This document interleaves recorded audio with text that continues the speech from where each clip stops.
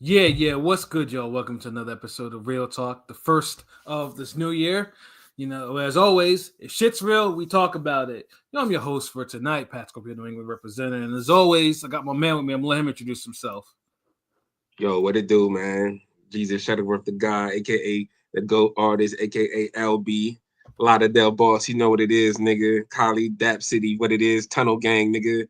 RingGangRadio.com. Tuesday night, 2025 year-end awards. Yes, We sir. we finally made it. You know what it is. Usually the first episode of the year is the award show. So we Mm-hmm. here. Come fuck with your boy. Let's get it. Ring Gang, Absolutely. nigga. Absolutely, yeah, because we definitely got some newer superlatives in this thing. Shout out to LB for for compiling them superlatives. But yo, I got my other man with me. I'm gonna let him introduce himself. Hey, what's flies? Conscious Pilot, the West Coast Avenger, number one contender. Let's get it. Ring Air Radio Award Show. New Yes, year, sir. same us. Let's go. Yes, sir. That's a bar. Elevating into 2026. You did. God damn, 2026, man. I'm not gonna be used to. I know it's gonna take me a while to say 2026 because sometimes I started to check today, accident for 2025. I was like, fuck me. I was like, yeah, no, I had to That's kind of like, crazy. yeah, New Year, same us. yeah. 2020, 2026 in this bitch. What up? Hey, That was fire, my nigga. Yeah, let's but get yeah. it. Yeah. But yeah, no, we're gonna, we have some year-end awards to talk about. 2025 was definitely a different year of boxing, like unlike other years. A worse year of boxing, nigga. Just come out and say it. Come on. No. It was a I mean, different year. I know 2014 was a horrible year. The 2025 wasn't that. 2014 was like the worst boxing year. 2025. Okay, if we gotta go way back to 2020, 2014, 2014, yeah, no. then nigga, that's like 20 years. Wait, 10 years ago, nigga. Then Yes. this the worst. Then 2025 was the worst year of boxing since 2014. Then Quite possibly, or I mean, unless you count nigga, 2020. ain't no fucking quick pop. That it is, nigga. Yeah. I mean, Even the pandemic year was better. I mean, I enjoyed boxing in 2025. I hated boxing in 2014. Like, Dude, look. Okay, did you go to a fight in 2014? Yes. Look at that. Did you go? Well, you know the answer for last year, nigga. Mm-hmm. Yes. So this last year fucking sucked. I mean, look, if you 2020 don't end up going to a fight in a year, look, if you don't end up going to a fight during the whole fiscal year, nigga, boxing already is a notch below where it should be. I mean, I think 2022 was pretty bad. This year wasn't that terrible. 2025 wasn't that bad. No. Dude, 2022. What happened in 2022? That was a lot went on. I don't remember. I mean, I think only 2019, 2023 is only the years comparable to this. I mean, yeah, 2022 was the year of Lee Wood and Michael Conlan. That was the year they had the fight of the year and the round of the year at the same time. That was an awesome fucking fight around the year. But a British really non-title fight of the year. I'm just saying it was a great fight, but I'm saying, nigga, get the fuck you, nigga. Like, what the fuck, like how are we shitting on that when y'all niggas up here talking about goddamn Hernandez and Nakatani, and you dare like really? No, I feel like this year there wasn't an actual like clear-cut fight of the year, but we had a handful of good fights this year. But that's true. That's 2022. What else we had? We had Joe Smith, Better Beef, had some other shit. Oh, didn't Bivol beat Canelo's ass too? Was it 2022 or 2023? Nah, it was 2022. I promise it was 2022. It was 2022. Was it? Oh, interesting. Yes, fucking look it up. I promise you it was 2022. Hold on, I'm looking right now. The best boxing. I promise. Okay, so 2022, we had Charlo Castano 2. Great fight. That was a great fight. Thank you.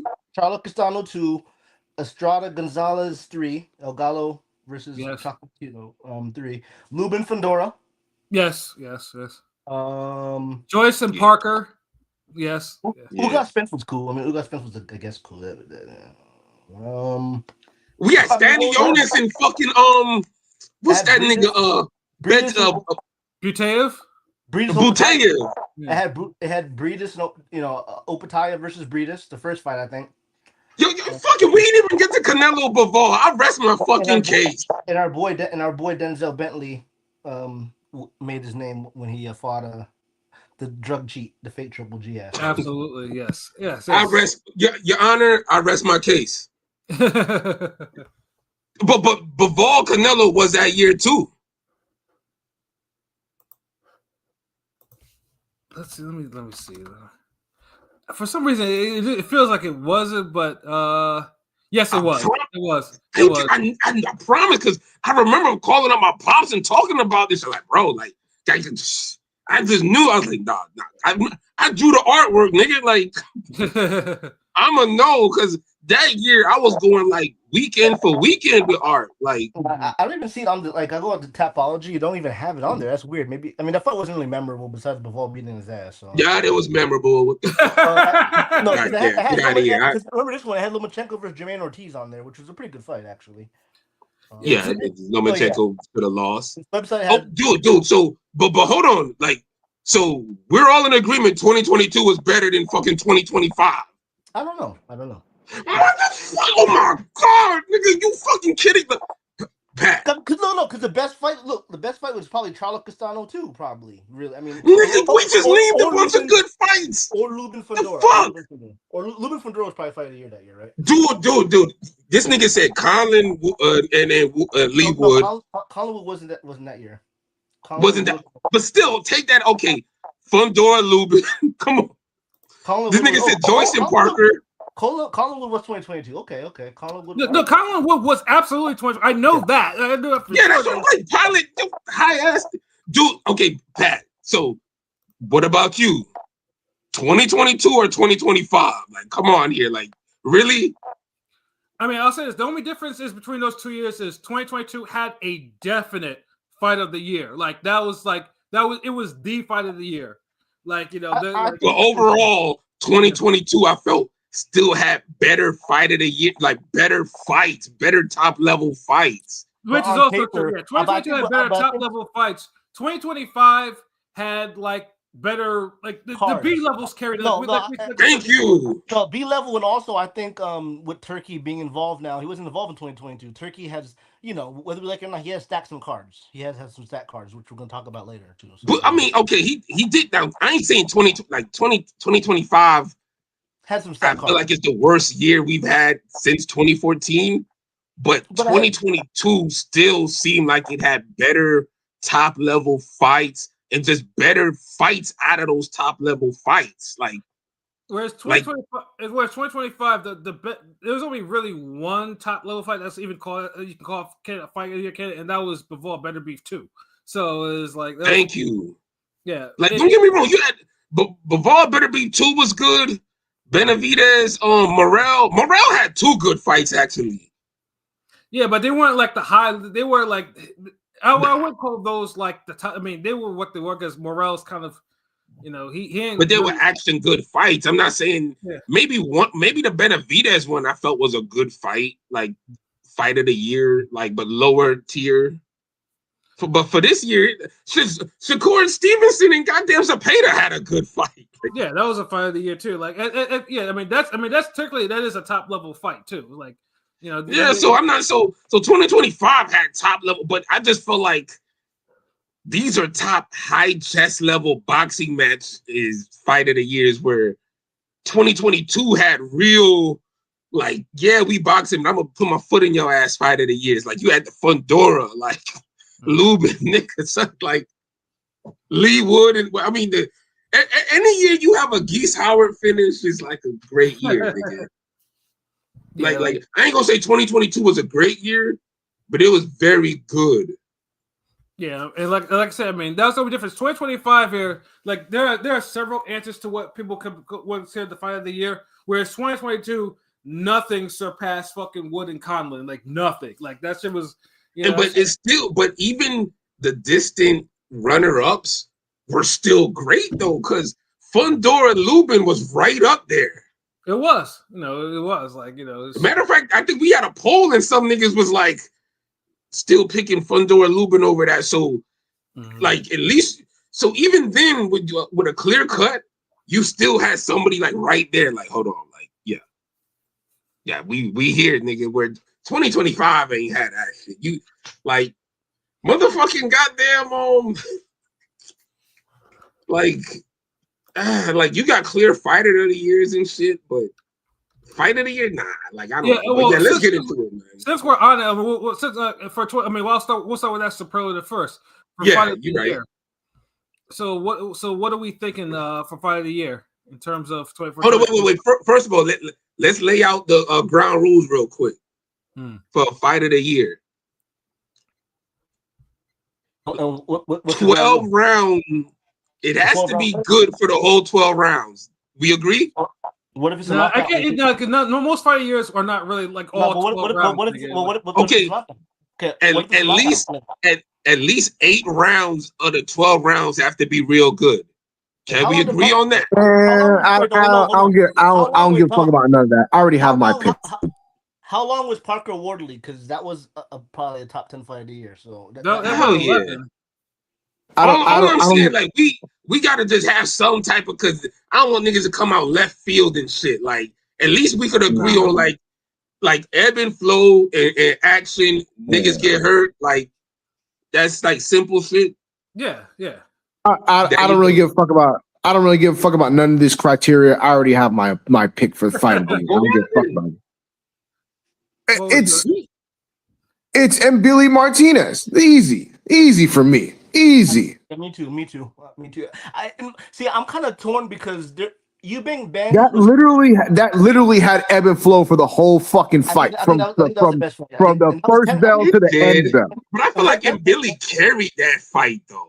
And that might have been 10 rounds. Let me check. Was that 12 or 10? That was 10 rounds. That was 10. Yeah, that was 10. Well, I don't give a fuck if it wasn't 12 rounds. That shit wasn't even. I don't even think that shit was better than the fight where Morrell got dropped. Oh, the Kaptayev fight. Yeah, that was a dope fight. Too. Like, if Billy Martinez was cool, like I don't have a problem with that. I thought that was a great fight. It was a good fight. Like, it's top 10. Yeah, I feel like there was better fights than that though. But I mean, you could say Eubank. You mean I think the thing with Eubank Ben is we didn't expect it. We expected the second fight to be like the first, so it exceeded expectations. So that's that because that first fight was really good. I mean, it was better. It was a lot of clean punches where niggas was getting rocked in that fight. Yeah, I mean, what separated Eubank Ben from like the other fight of year candidates was it had backstories, like it had crazy backstories. Yes, for the fight. Niggas just throwing eggs at each other and talking greasy. Yeah, and then also too, you had the side drama with Eubank Senior not talking to his son, and then all of a sudden this motherfucker comes out in his Candyman coat, and you hear the whole crowd talking, like screaming and shit like that. He comes into a Stone Cold Steve Austin fucking reaction. Yeah, I know, like that shit. Like that did help. Honestly, that fight should have stayed as a one, as a one-off. Yeah. Like, honestly, but that was a fight of the year quality though. Like, the whole build up. It was one of the first time, not first. It was one of the rare times where niggas hate each other and they fought like it. Yeah, exactly. Like, I mean, like that was pure. It wasn't even. It was a fist fight. Like, niggas was. It's what we wanted Mayor Baumgarten to be. Yeah. I think I said it best after the recap. Both those guys, their skill level, isn't the highest, but they fought for their father's name. I mean, that first fight. They fought for something pride, you know what I'm saying? Like higher than themselves, if you want to call it that. Yeah, but it's just it was just pure unadulterated hatred. Like they were throwing hands at each other. And they had it was brutal. It was like I felt like that fight was better than Martinez and Billy because nobody got it's like I didn't feel like the stakes was there enough in the fight. Like I feel like Martinez could have boxed better. If he would have boxed better, he would have won. And just niggas weren't getting rocked enough. Like it was a good competitive back and forth fight, and it had action. But I don't know, the clean, staggering type of punches. I don't know, Eubank was just going at it. But these two guys were the cross benders that were they fought. Those two guys fought the best of each other. That was their best opponent, respectively, each other. You know what I'm saying? So. Yeah, but shit, I feel like Callum Smith and Buatsi was a better fight than damn Martinez. That was actually my choice too, because that's a strong. Yeah, I knew that was a fight of the year while we're watching it. I missed it live, so I can't. Yeah, that fight set off that card. It was a great fight, though. I did rewatch it. It was a great fight. It was a great fight. I did rewatch. Honestly, that might be because I ain't gonna lie. The only thing that shit missed was a knockdown. Yeah, it had everything else. Niggas was getting rocked. The pace was fast. The ebb and flow. It was back and forth. Mm-hmm. I'm trying to remember. Like Smith won that, right? Smith won that. Yeah, he won that. And Smith was the fight was so good. I can't even remember. I couldn't. I forgot who won, nigga. Yeah, like Smith. Like I remember his interview. You can see his face had all types of trademarks all over his face. Like dude, got put through a war. Like, and he almost redeemed himself from the Canelo effort because Canelo was on my shit list for a minute though. And then Buatsi fucking looks like he got ruined after that fight because he had a stinker that he got a gift. Yes. Yeah, I think Buatsi. It didn't help that he spoiled on the vine, but the fight that put him on it was a hard fight. So yeah, Buatsi.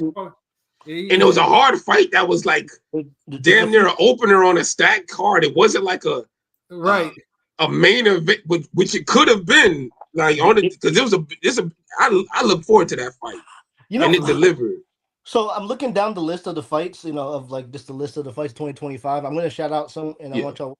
Obviously, Mason Noakes is up like top 3. Mason Noakes might be. That's another one. Mason Noakes, Wardley Hooney's high up on this list. Wardley Hooney was like a Wilder Ortiz remix, number 2. One of these two is I don't think of it as a fight. I think of it as a good comeback because Wardley was getting boxed up and his ass whooped. It was Ortiz Wilder too. A fight. That's all his fights almost. But a fight I want to bring up real quick because it was a great fight with a bullshit ending. If y'all remember, Nav versus Suarez on ESPN for the title when the Filipino got robbed, kind of. No. Loki. That one. I don't think that one was fight of the year. It was because I think the fuckery kind of. That was early. That was a good fucking fight. That was a dope ass fight. What was the fucking Hold on. Did something happen, right? So, Navarrete got cut, and he was the A side, so they called the fight. And Suarez was. Yeah. Oh, fuck. That was a good fight, nigga. That was the classic Filipino-Mexican war. They were trading like a motherfucker on that. Yeah, they was trading. Honestly, that was close, though. But Navarrete did get, because we talked about it. I might have to re-listen to that episode, but yeah. Yeah, because Navarrete, he got cut, but, at first he said it was a headbutt, but the replay showed it was a clear punch that did it. And, whereas obviously it was the punch, Suarez would have took the belt off him. But they gave it to Navarrete, and then they called it no contest afterwards. And there it is, because we had a Twitter poll, and everything. A couple fights that might have been Cruz Fierro. That was a good fight. That was a really good fight. Yes. Yeah. And then Inoue versus Cardenas was unexpected. Of course, that one was. It was a stacked ass weekend, and that was the best fight that saved us. And honestly, that's more of a traditional fight of the year to me, the Inoue Cardenas, because. It had ebb and flow, back and forth. It was high stakes. It was unpredictable, and both niggas got dropped and hurt. It was just it was one of them hard fights. It wasn't supposed to be, but it was just And then the energy of the crowd, and it was in a way coming to America. I don't know that's another one that hit. Honestly, if I had to make a top 3, it's probably Smith, Buatsi, Inoue, Cardenas, and Eubank and Ben. If I say too, it's that was probably that's probably top ranks really last good card from head to from start to finish. They had the co-main was fire too. It was just they had that whole ESPN card was flames. We got trashed from the Riyadh season. Yeah, because they saved it. Wasn't the weekend before that kind of trash? I think it was Canelo versus the guy that he might have lost. Skull. That was on the same weekend. There was another fight. There was 3-stack card. There's another fight too on there. I can't recall which one it was. Yeah, I remember that. Damn. Yeah, it still was trash. Hey, yo, King P, I got a quick question for you. Yeah, what's up? What year of boxing did you enjoy more? Think about this one. And y'all don't say shit. 2022 or 2025?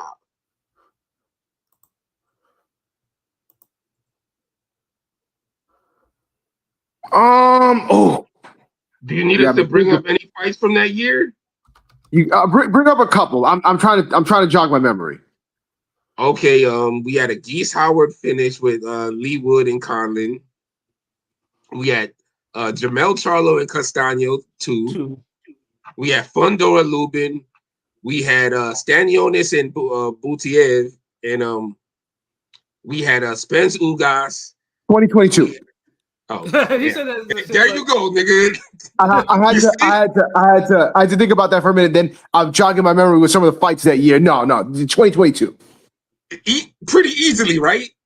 Yeah. God damn, this nigga know what's up. See, I didn't have to do all no hard convincing with King P. King P. Did I named like 4 fights and this nigga fucking 2022? What the fuck? Because now I'm like, well, 2022 was Serrano Taylor, Charlo Castaño 2. Yeah. You know, I'm like, okay, now I forgot about Serrano Taylor, bro. Like, come on. Yeah, Serrano Taylor was that's like Eddie's magnum opus. Nigga, I believe, yo, King P, before you got on live, son, like, because I was saying 2025 was like the worst year of boxing since 2014. And these niggas was trying to argue that shit. I was like, so they started bringing up little past years, like, this is better than 2022 and 2020 and all this. I'm like, the fuck out of here. No, 2022 was better. The reason why I'm gonna say because P wasn't here. I don't think 2025, like, I don't think it was a terrible year, but there were some fights I enjoyed, but like I felt like as a whole, this was a very I don't want to say meaningless, but just say like I don't want to say meaningless because there were good fights, but like this fight overall, as far as like for the sport, didn't really help the sport as a whole. I think with Turkey, I want to mention again because people wasn't here. The Turkey stacked the cards, and yes, and they might have been a little underwhelming sometimes, but there's a couple cards that were pretty fucking stacked. You know, decent fights. So I mean, I'm just saying. Still don't no. They were good fights. I'm saying some of those fights you mentioned, some of the cards you mentioned, there were some good cards, but overall there was a lot of bullshit. There was a lot of shit that I didn't care for, and then even when you take into account all the good cards this year, like it didn't really help boxing as a whole. And that's what I'm looking at when I'm looking at the year of boxing. I'm like, okay, like they weren't spread out either. If that year made me like, oh my God, I can't wait for next year. Like, oh, like that's what I'm saying. Like this, like it depends on how. Like this year, I'm just like, oh, this was kind of a wasted year. There was some people it helped, but overall, the sport as a whole didn't really grow, or it didn't help the sport as a whole. The cards we had, the events we had. Agreed. See, this nigga been paying attention. But by the way, I was gonna ask, did you do any like? What were some other? Did you do any categories before I got on? No, you arrived at the most perfect fucking time, cuz. Okay, good. Perfectly with the right answers and everything, nigga. Like real shit. Oh, say, Joshua. Oh, what it do? OG in this motherfucker. Thank you. Happy New Year's, cuz. Thank you. Happy New Year, Joshua. Thank you. Much appreciated. Yeah. For the bigger year, man. But yeah, no, P, yeah, we because we've been talking about fight of the years, so I just like let me start that off as the first superlative. So that was actually the whole conversation was 2022 versus 2025, and if you was here earlier to kind of help me out, like that shit wouldn't even lasted the 10 minutes it lasted, nigga. But they ganged up on me, bro. So silly. These niggas is top 5, 10, cuz. Like, well, hold on. What years were they saying was better than 2025 was better than? Aside from fucking this the other year. What, 2020? They said 2022. You mentioned 2020, right? Yeah, I mentioned 2020. 2020. And I don't even agree with that, but maybe it's closer. I mean, 2020. But yeah, I know we got too much shit. I mean, yeah, 2020 was a forgettable year, but that's neither here nor there. Yeah, You know, so but yeah, no, that's I mean, where it did start uppercut season. No, but I feel like God. you know, in the past 5-6 years, 2019, 2023 stands out. Everything else, it's 2022 fucking is damn near almost up there, bro, with 2023. Like I feel like 2023 was like B plus, then you went to A. So I think the issue with 2022 that like because you like 2022 had some damn good fights. I think the issue with 2022, for better or for worse, it's remembered for the fights we didn't get more than the fights we got. That's also true. That's true too. I mean, we did get Usyk Joshua too and stuff, you know, but that's kind of. God damn, we had that, man. Get the fuck, dude. Like you were, really, bro. Like I'm saying, like if 2019 is right here, and 2023 right here, God damn it, 2022 right here. But see, I think this year, you know, had some surprises, right? I mean, Rolly beating Ryan was not on our cards, and that was a trash ass card that would look stacked, kind of, right? But Rolly beating Ryan, Tank getting the fight where the card where nobody fought like they gave a damn. Tank getting exposed, kind of. I mean, I guess by Roach, you know that. I mean, I know it wasn't a nigga got a draw. That's not exposed, bro. But a lot of people think he lost. No, because of the situation of where he, you know, with the whole hair grease. That's just more of a fuckery moment in boxing. We got an actual award for that, like. Yeah. But fuck it, we spent. I'm sorry, Pat King. Next one, my nigga. We all had different ones. Pilot, what was yours again? What was your fight of the year? Same as P and Billy Martinez. Oh, okay, get out of here, nigga. All right, the next superlative is KO of the year. Ooh. I mean, this kind of easy. I was gonna say that's easy. That's really the only choice for me. It's Norman versus Saki for me. Yeah, Norman versus Saki because Norman, Brian Norman first. I mean, he beat the fuck out of him, and then then the coup de grace was the feint. Saki bit on the feint, and Norman wiped out 2 weeks of his memory with a left hook that sent him crashing into the fucking canvas. Out cold. And just to find out that dude lost 2 weeks of his memory later is crazy. Like, yeah, like to get the update later. Wow. And it was cold. I mean, the whole kneeling thing. Kneeling was kind of an aura moment. Yeah, dude was like the Atlanta Samurai. Bro was like, just sat down. Was like, whoa. I don't know. See, my choice is the Frank Martin and Barthélemy. Like only because it's recent, nigga. I'm sorry. Come on. But hear me out. Like, I don't know. Like, you know what? Fuck it. Like. I mean, it was. I know we had some crazy ones on the. It was both left hooks, I think, too, right? I mean, yeah, it was both nasty left hooks. Let me see. I mean, it was. It was incredibly impressive. There's no question about that. Like, yeah. I just because I'm on the TikTok. I just re-looked at the damn the Norman joint. That shit was crazy. Fucking Berlanga had Shiraz had a nasty one too. Yeah, I mean, Berlanga is like, yeah. And then Wardley Hooney was one. That one was That one, Wardley became. There's some nice ones, man. Like, yeah, and then the upper tire one, which he cracked dude's vertebrae and gave him brain. Yes, that one was vicious, like that too. Like, that was a really terrible one. But that's you know which one was nasty too. Was what? Fuck that one on that Jake Paul undercard where he hit the dude with like an overhand right, and the dude like collapsed and fell like one of those fight night KOs from back in the day. No, he wasn't on it, but he was there. It was his car. You're talking about the one where he's looking shocked in the crowd?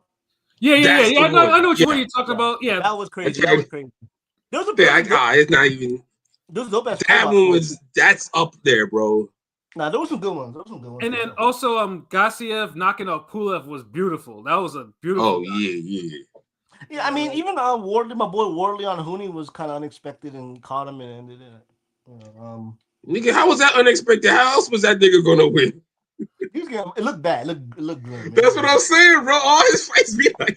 And fuck it. Joshua Jake Paul was a beautiful KO too. Like, you know, because he separated that nigga's jaw into two places. I just wish we got it earlier, but yeah, that you know, it did what it did. That's another damage. But honestly, I don't know. I guess because the southpaw part in me, the Martin just laying out Barthélemy, who's bored us to tears for so many years, just has a sweet little charm to it. Like Martin was disregarded. That's probably second. It's top two. I mean, I think Norman's. It's at least top three, man. And we didn't shit. It could be like this to me, like the Norman one, the dude on where Jake Paul went to the crowd. Yeah, and then Frank Martin, like, because all those shits were like brutal, like niggas fell brutally, like you picked up some chicken bones and just threw them on the floor or some shit. Even though it was kind of a somewhat accumulation, it was kind of brutal with how Shiraz did to Berlanga. I ain't gonna lie, it was kind of brutal. Basically, Shiraz kind of killed the Berlanga hype train for good. He did, because this nigga literally had a damn parade and all this shit just for going the distance with Canelo, bro. Like, and I understand he said, well, man, I didn't ask for that. They did that. It's like, I get it, but I wouldn't extend that shit and keep bragging about it, man. Like, right, yeah, that shit was terrible. But then only to get took apart by a guy that he was trash talking, saying he was like, oh, like, you know, dude was talking big shit at the fight. And then that's why, like, Berlanga, his personality is good for the sport. If he could somehow stick around, improve, and get a decent win where he could get these bigger fights, you know, it'd be better for the sport. I ain't gonna lie. But dude, I don't think dude is already. I mean, dude already got paid, so I don't know if he's gonna be motivated to do that shit anymore. I feel you, but and you know what? You're right. But it'll test his character.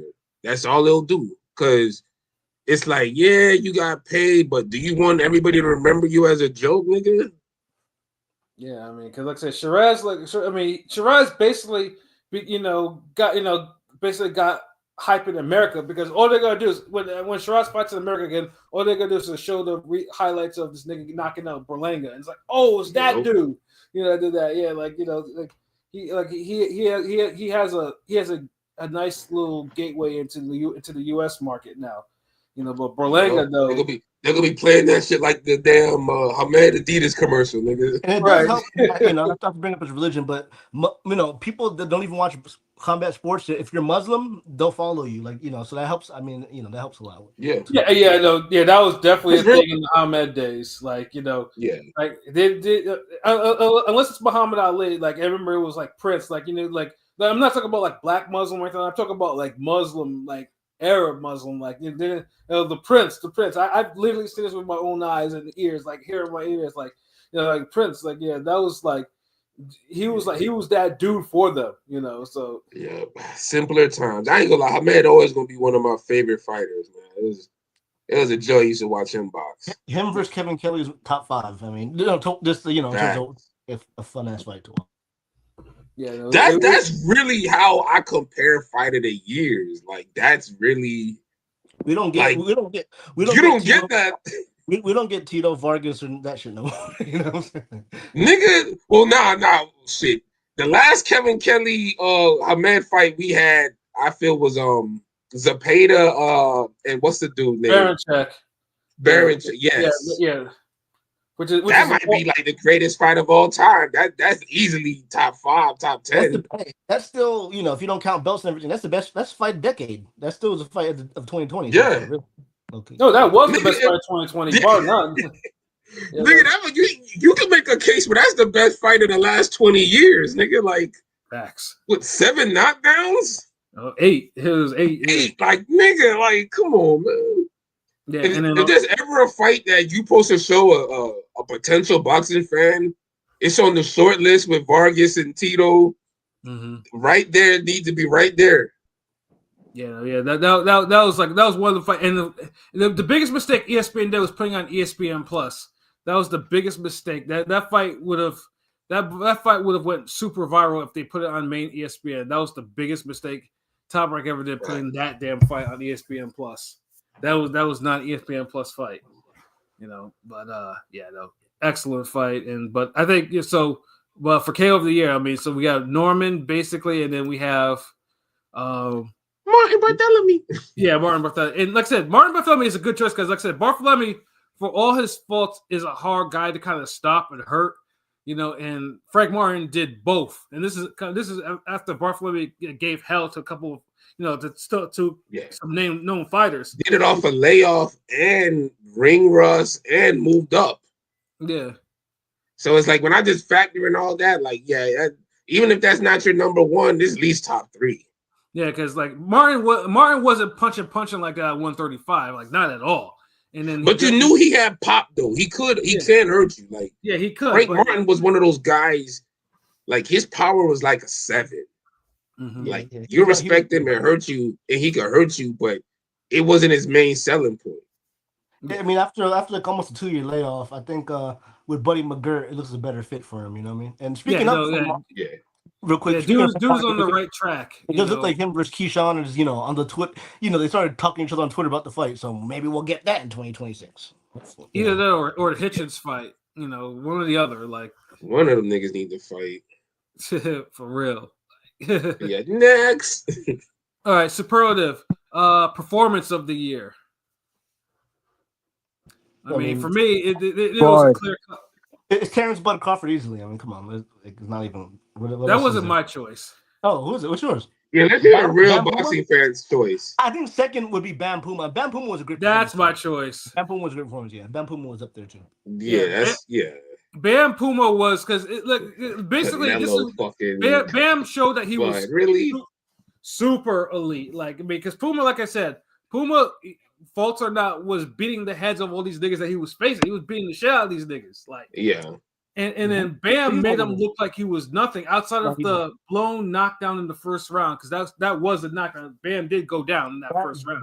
Bam showed levels, but I think we expected Bam to win, really. So that's why I chose. But I didn't expect Bam to win like Bam out. Dude, this the way he won. Yeah, no, it's crazy. He had a kid like a day before. He had to like zoom on the kid with he's in Saudi Arabia and shit.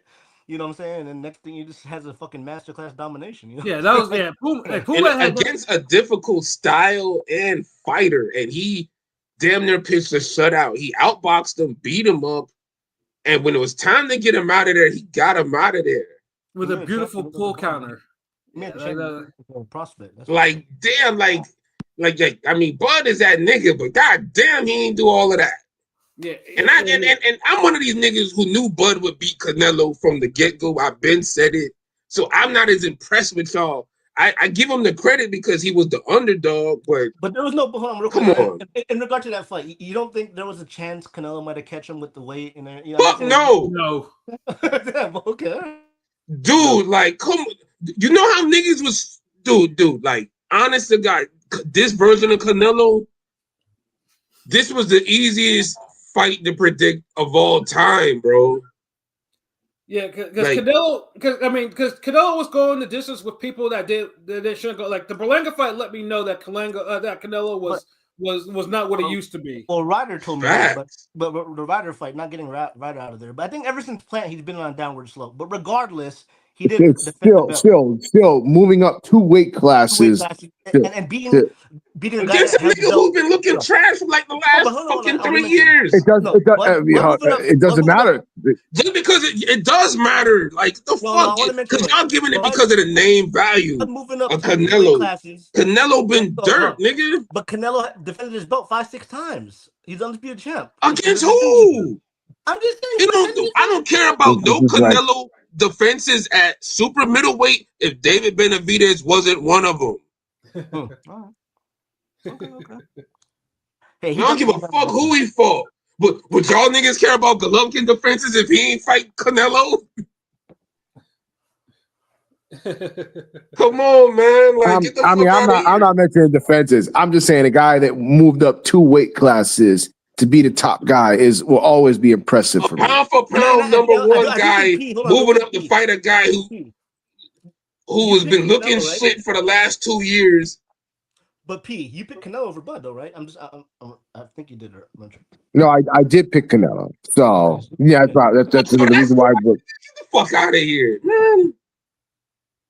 Yeah, I mean, a lot of people picked it because they thought the size, because it's the size. So yeah, he went in. Yeah, and I think part two because when Jamel Charlo did it, he failed miserably. But that nigga he tried miserably. Yeah, he tried miserably too. So I think that's So yeah, failure was definitely on his way. But I'm not trying to be blasphemous at all, but what Bud did was our version of the yesteryear of those other fights. I'm not going to mention that two guys, of mentioning Duran and Leonard. I'm just saying him moving up the weight Get the fuck out of here, nigga. I'm just saying who else? Mikey So Garcia. this watered down ass performance, niggas from my era would have stopped that Canelo. So many motherfuckers failed moving up a weight class or two for a belt. We saw Mikey Garcia. Dude, y'all don't even give Pacquiao his credit for doing that, for beating the shit out of De La Hoya. Kell Brook, Triple G, Amir Khan, Canelo. Like, there's so many times Mikey Garcia, Spence. We've seen it so many times. It doesn't work. Okay, that version of Triple G. I do. Hold on, no, I do. I give credit that version of Triple G was way closer to his prime than this version of Canelo Bud fought. It was too. I'll even go further and say that version of Triple G. I don't know if Canelo went. I don't know if fucking Bud beats the version of fucking Triple G Brook fought. That was prime. No, I mean that was prime Triple G against Kell Brook for sure. I mean that was like his apex for sure. That was like. I'm just saying. I give you three examples: Amir Khan, Canelo, Kell Brook, Spence, and Mikey. Amir Khan. I mean, Kell Brook. Like really? Who just got his ass dribbled around the ring by fucking Chris Algieri? It's not normal for a fighter to move up 2 weight classes, 14 pounds, and beat the undisputed champ. That's all.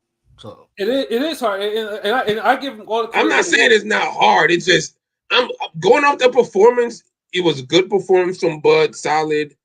I feel like if he would have pressed for the knockout or really tried to stop Canelo, that's when I'm like, okay, like that performance wasn't no better looking to me than Forrest Baldomir, nigga. Like the last few seconds he had Canelo kind of laboring, but yeah, I know what you mean. Last few seconds of a 12-round fight, that means he could have had Canelo laboring in the fucking 9th and 10th round. Yeah, like I said, I mean, Crawford's performance against Canelo was great. But like I said, now had Crawford stopped Canelo, then yeah, that would have been like that. That's it. Nigga, like you'd had Crawford Canelo artwork all by down, nigga. Like me, like come on, like I was begging for him to stop Canelo, like. Yeah. But what's some other performances, man? Like throw some out there, like who? What's some other ass whoopings or one-sided? Like, I will say, I'm not gonna say it's. I was impressed with Abdullah Mason's performance against Noakes. I know he didn't get him out of there, but Noakes looks like he was a guy that was tougher than we all thought he would be. And Noakes, I mean, Mason was 21 years old, barely, you know what I'm saying? His first title fight. He did a good job. I'm not saying his performance of the year, but it should be a mention, honorable mention. Fight of the year. Yeah, and then Haney Norman was definitely one of them because Haney kind of. Yeah. Oh, God. Hell no. I think, nigga, the Bud Canelo performance was better than that. No. I mean, I picked that one because Norman obviously had the knockouts going for him, and Haney would seem to be shaky. Yeah. But Haney was the one that had Norman in trouble several times to even put him down. Like that's facts. He won, but okay. Here's my. It's like I don't want to get too much into the damn the backgrounds of the fight and shit. Let me ask you, the performance wise, looking round after round. That wasn't no performance of the year shit from Haney. But hold on, let me ask you, what's the better performance? Because this one popped to my mind. Shaqy on Fulton. That's got to be top 3. I feel like the way. Ooh, yeah. But he's, it was supposed. We expected a fucking competitive fight, and he schooled the fuck out of Fulton. Well, I don't hold that too high because Fulton was not in shape. Like he was man, come on. He was what is that, man? Like, goddamn. I'm sorry, but I guess Fulton basically was asking for that ass whooping. I feel like okay, but it's like, see, this is the thing with like, I feel like niggas was ready to give Fulton his credit when he beat Figueroa the second time, even though we know Figueroa wasn't at his peak no more or prime, and he wasn't trying worth a damn. Niggas was like, man, Fulton's back. Da-da-da. Now, when somebody does that to him, it's like, well, the nigga, his Timbs were too heavy. He was out of shape. You know what I mean? He was chilling. I just can't. I mean, Foster did what he had to do, but Fulton was just on some clown shit. I was like, he did it, but I just couldn't because knowing that Fulton pretty much fucked off the fight. I throw some more. What's some other good performances this year, man? Let's see. Performance. Oh shit! You know what? We have Ryan. We have Mayer versus Ryan rematch this year, right? We did. That's one of them. Yeah, no, yeah. And funny thing too is Mayer's kind of gets like forgotten because she's like the one woman that doesn't really fight on like all the Jake Paul women's cards and shit like that. She's like an island to herself. Honestly, I feel like she's the woman fighter of the year. She took a rematch that she didn't have to take. Yeah, she won it. Well, she won it by some award, right? Well, she deserves it. She deserves it for sure. Michaela Mayer, right? Think about it. She won a rematch that she didn't have to take. She ran it back, which was a fight of the year, and she switched the game plan, improved upon it, and won cleaner. Mm-hmm. I got one more. How about Resendiz on Plant? We didn't expect that shit. Yeah, that was a good performance. Yeah, that was a good performance for Resendiz. Yeah, like Resendiz beat the. Yeah, like I said, I think Resendiz Plant finally saw people saw what I'd been seeing for Plant for years. Like niggas, like it took niggas a while for them to get to. It broke up the whole relationship with him and Brett. Yeah, like it's another good performance. The one with y'all told me the Tellus and that guy. Abaru, yeah. Abaru, yeah. So also we can't forget Gabrielle Fondora. Like she had crazy performances this year. Yeah, you know what? It's crazy part. I don't know why all the women performances are standing out more than the men performances. Who else? Somebody had to have fucking another good performance. Like, I mean, I don't know if you want to. I ain't impressed by these nigga performances so far. The Sugar Neeks stopping Metcalf. That was a beautiful performance. Dude. Okay. So the women won 2025. Like, because nobody has said a fucking guy a men's performance that I just be like, okay. I'll mention one though. We don't think high of who was the champion. Gary Antoine Russell, how he did Rayo. There you go. Finally. Yeah. There you go. I was waiting for one like that. Like, that's a performance of the year type shit. Him and Mayer versus Ryan. That's it for me. Yeah, I mean that's how you shut somebody the fuck out. He shut out a puncher who was coming off a previous big year. And he made that. He pretty much threw that whole dude's career off. Yeah, I mean now Rayo's going to be on Zuffa Boxing. Yeah, like, and this is after Angry Fist hasn't been looking good recently, and to have a performance like that against a dangerous, that's it for me. That's a performance of the fucking year.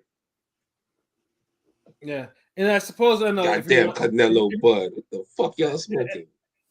And I know some people will probably say Rolly outboxing Ryan Garcia's a performance because no one really saw that shit coming.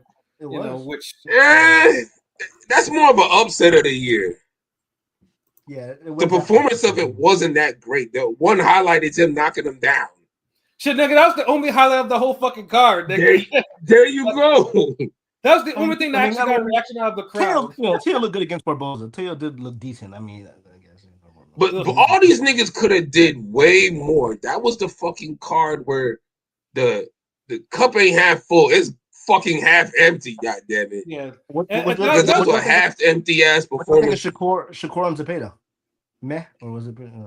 No, that was a good performance of two fighters. Like, the reason why it's not a great performance, because Shakur tried to make it seem like, yeah, man, like, Floyd had fights like this and this nigga had fights like this, and it's like, yeah, they had competitive fights against better guys and got hit less in those competitive fights than you. Think if we seen Castillo get his ass whooped twice and then he fights Mayweather in that first fight. Mm-hmm. Like, nah, come on, bro. Hey, Marquise, what up, gang? Salute. Marquise. Happy New Year, bro. We in here. I'm planning some music shows. We're going to have you back on, bro. You know what it is, gang. But yeah, I can't, like, that, like, not like Pernell Whitaker and Hurtado is more of a what KO of the year, comeback of the year. I don't know. Cepeda Shakur was just a good fight.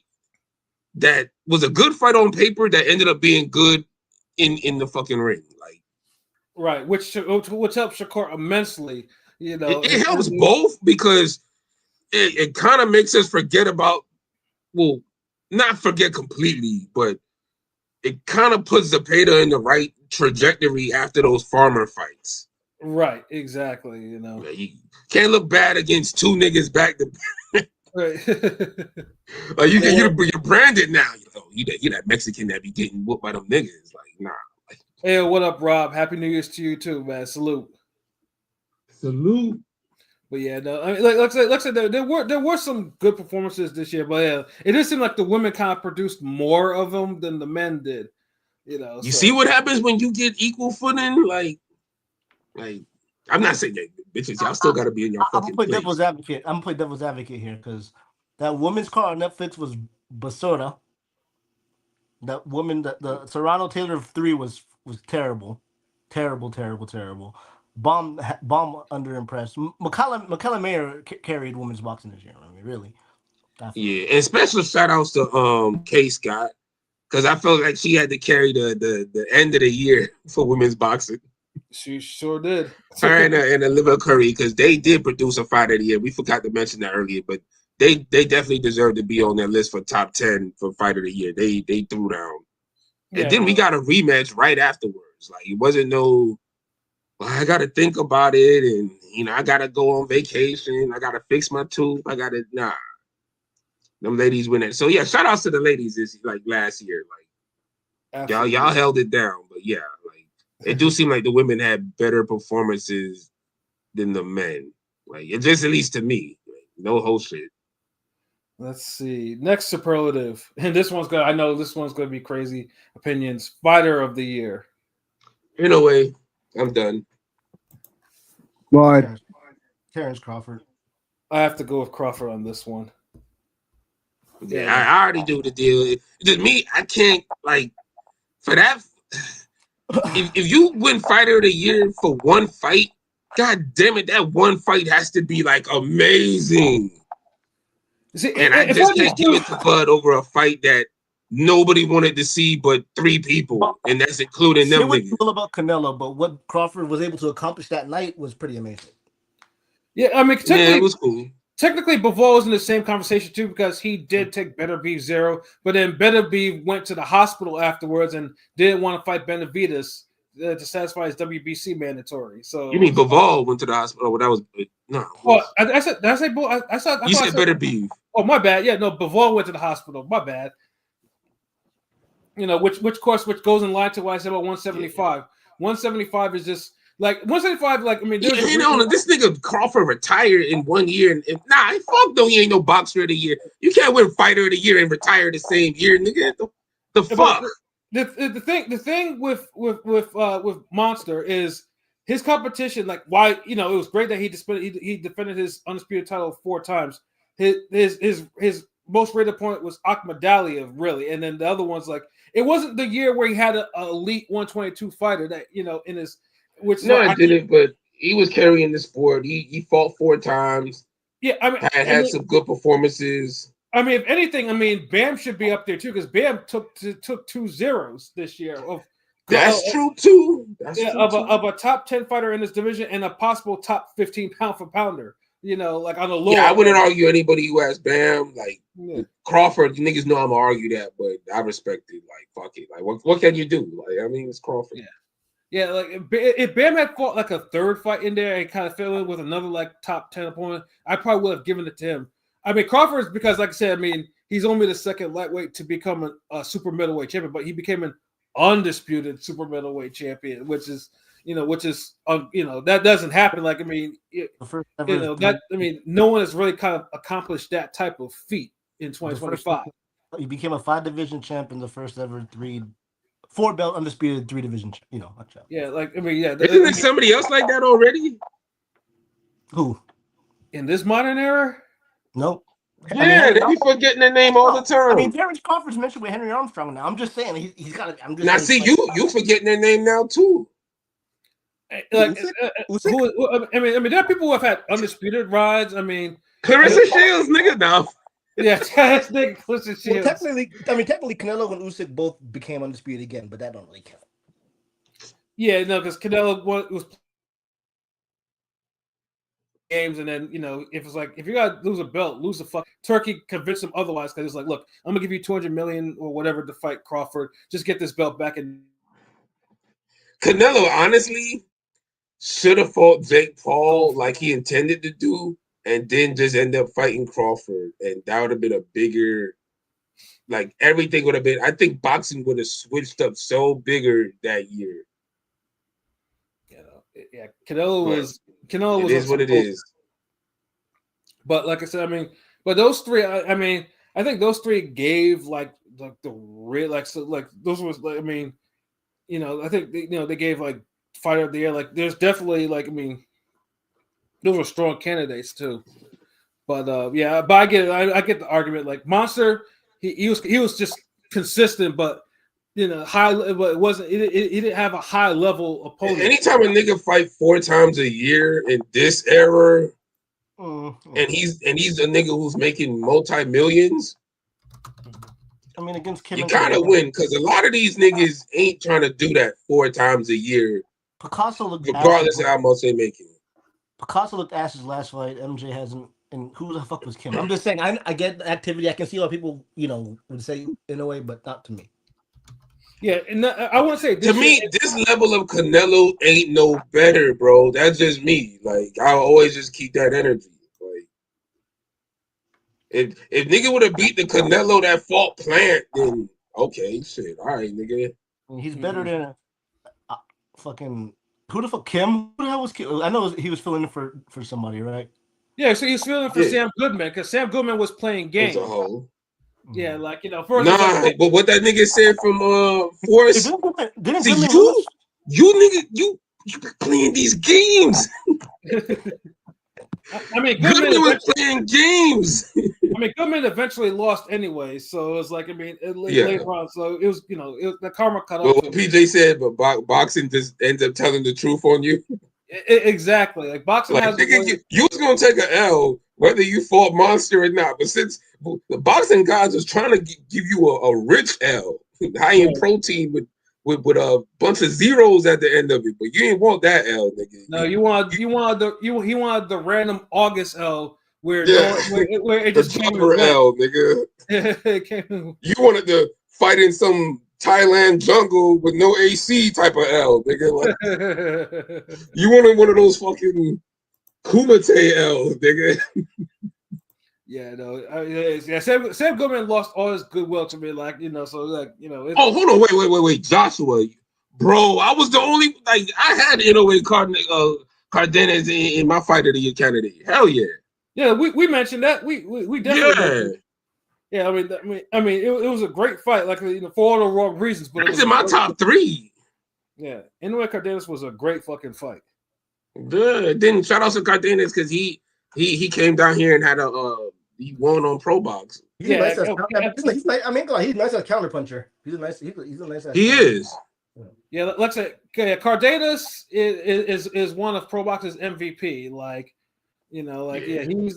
When following them, Leo and Gulo and Leo. Yeah, Angelo Leo. Cardenas. Angelo Leo. Yeah, Angelo Leo's footsteps. Yeah, those motherfuckers are the reason that pro box is really getting on the map as something like you can build a career and become a champion in that circuit. So it's like shout out to pro box. I just want to see them keep growing. I mean, even the guy Lubin Sock had his chance. If he was to beat Lubin, he would have been in probably lost some reward. Getting some reward.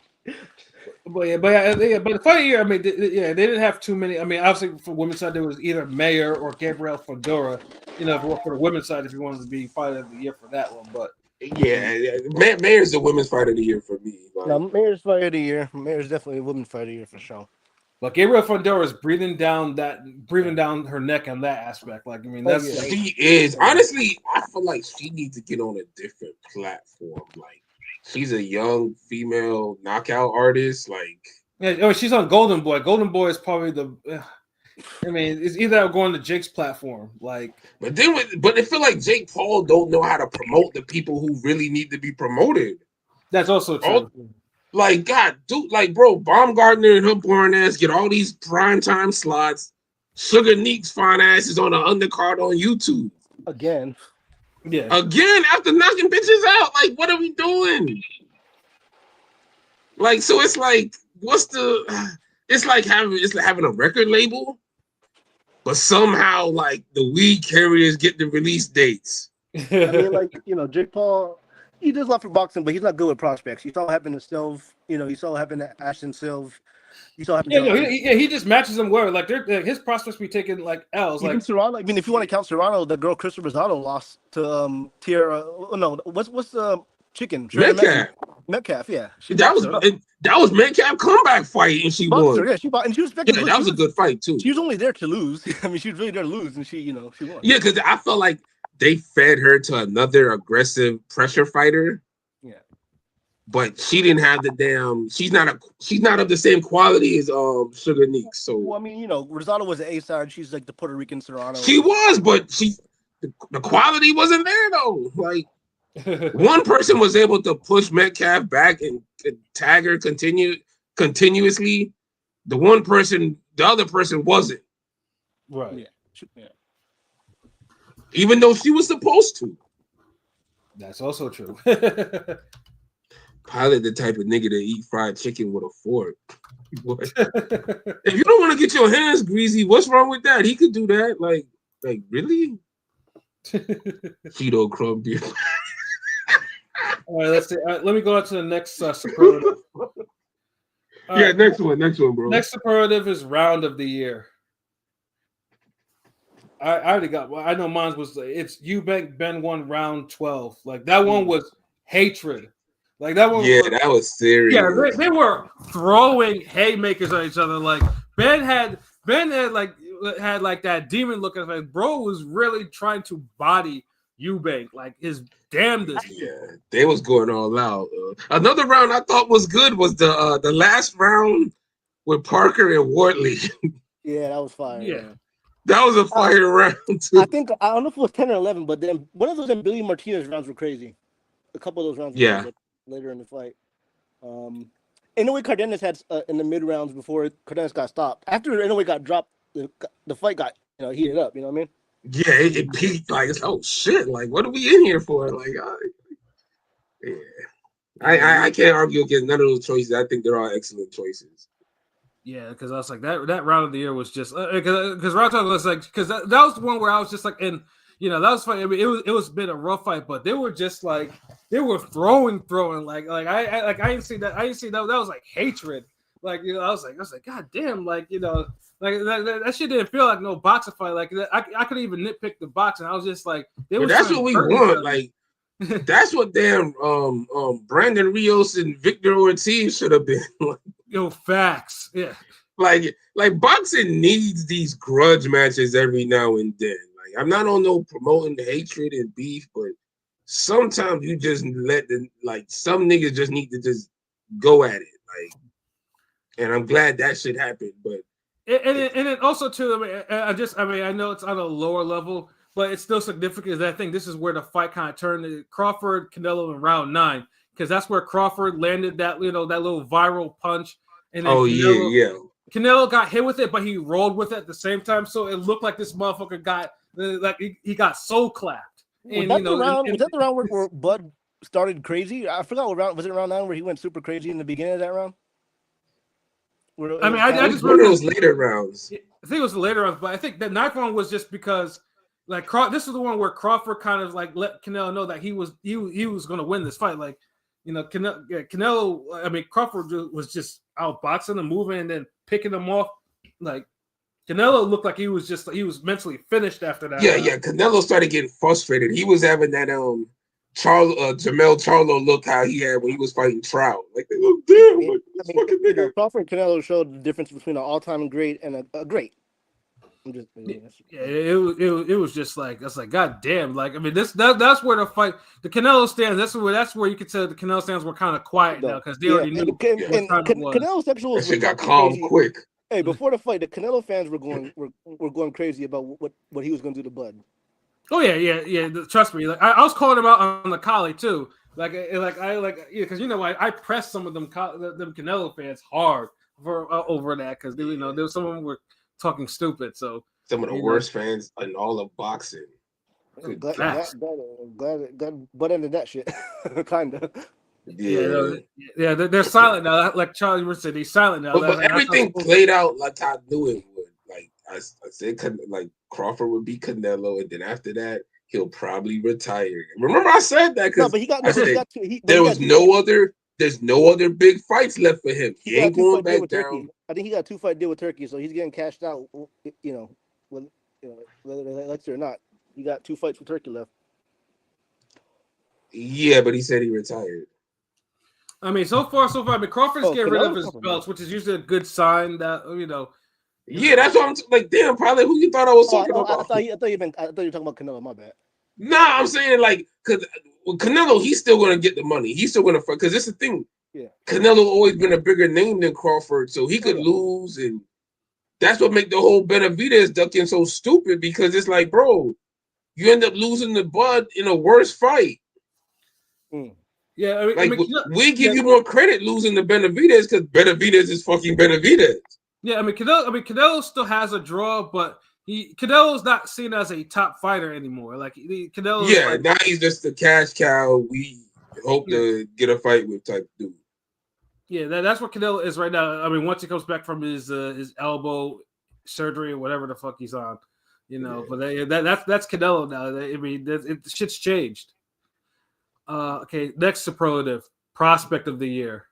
Hold on. I didn't get mine. Hold on. My bad, bro. You be silent, bro. You're not arguing with this niggas. No, because I was waiting back and forth. I was waiting to let y'all get y'all shit off. Pause. My bad, nigga. No, sorry. For me, my round of the year is Callum Smith versus Joshua Buatsi, round 6. They was throwing hands in that fucking round. Great fucking choice. Yes. That was. I think that's where the fight it picked up, but that's where it really picked up. When that round came, it's like by round 4, you knew like, damn, this might be a fight of the year. This is round 4. Mm-hmm. When that round 6 came, you were saying, hey, this is a fight of the year. Like you knew it was a fight of the year by then. So yeah, excellent fucking choice. That was a great fucking choice. Super random fight, but Juarez versus Layton was a 1-round banger. Did I see that fight? I don't think I saw that fight. I might need to actually take a look at that. For some reason, I thought the Mason one with the Dominican was this year, but it was last year. It was late last year. Yeah. But that is. Let me just copy that. I'm gonna make sure. I want to see. I might try to find that on YouTube later. So let's see, Juarez Layton. Yeah, I'm gonna look at that later. Word. Juarez Layton. Yeah. Like that Torres Hope fight. Just one quick round of fuckery.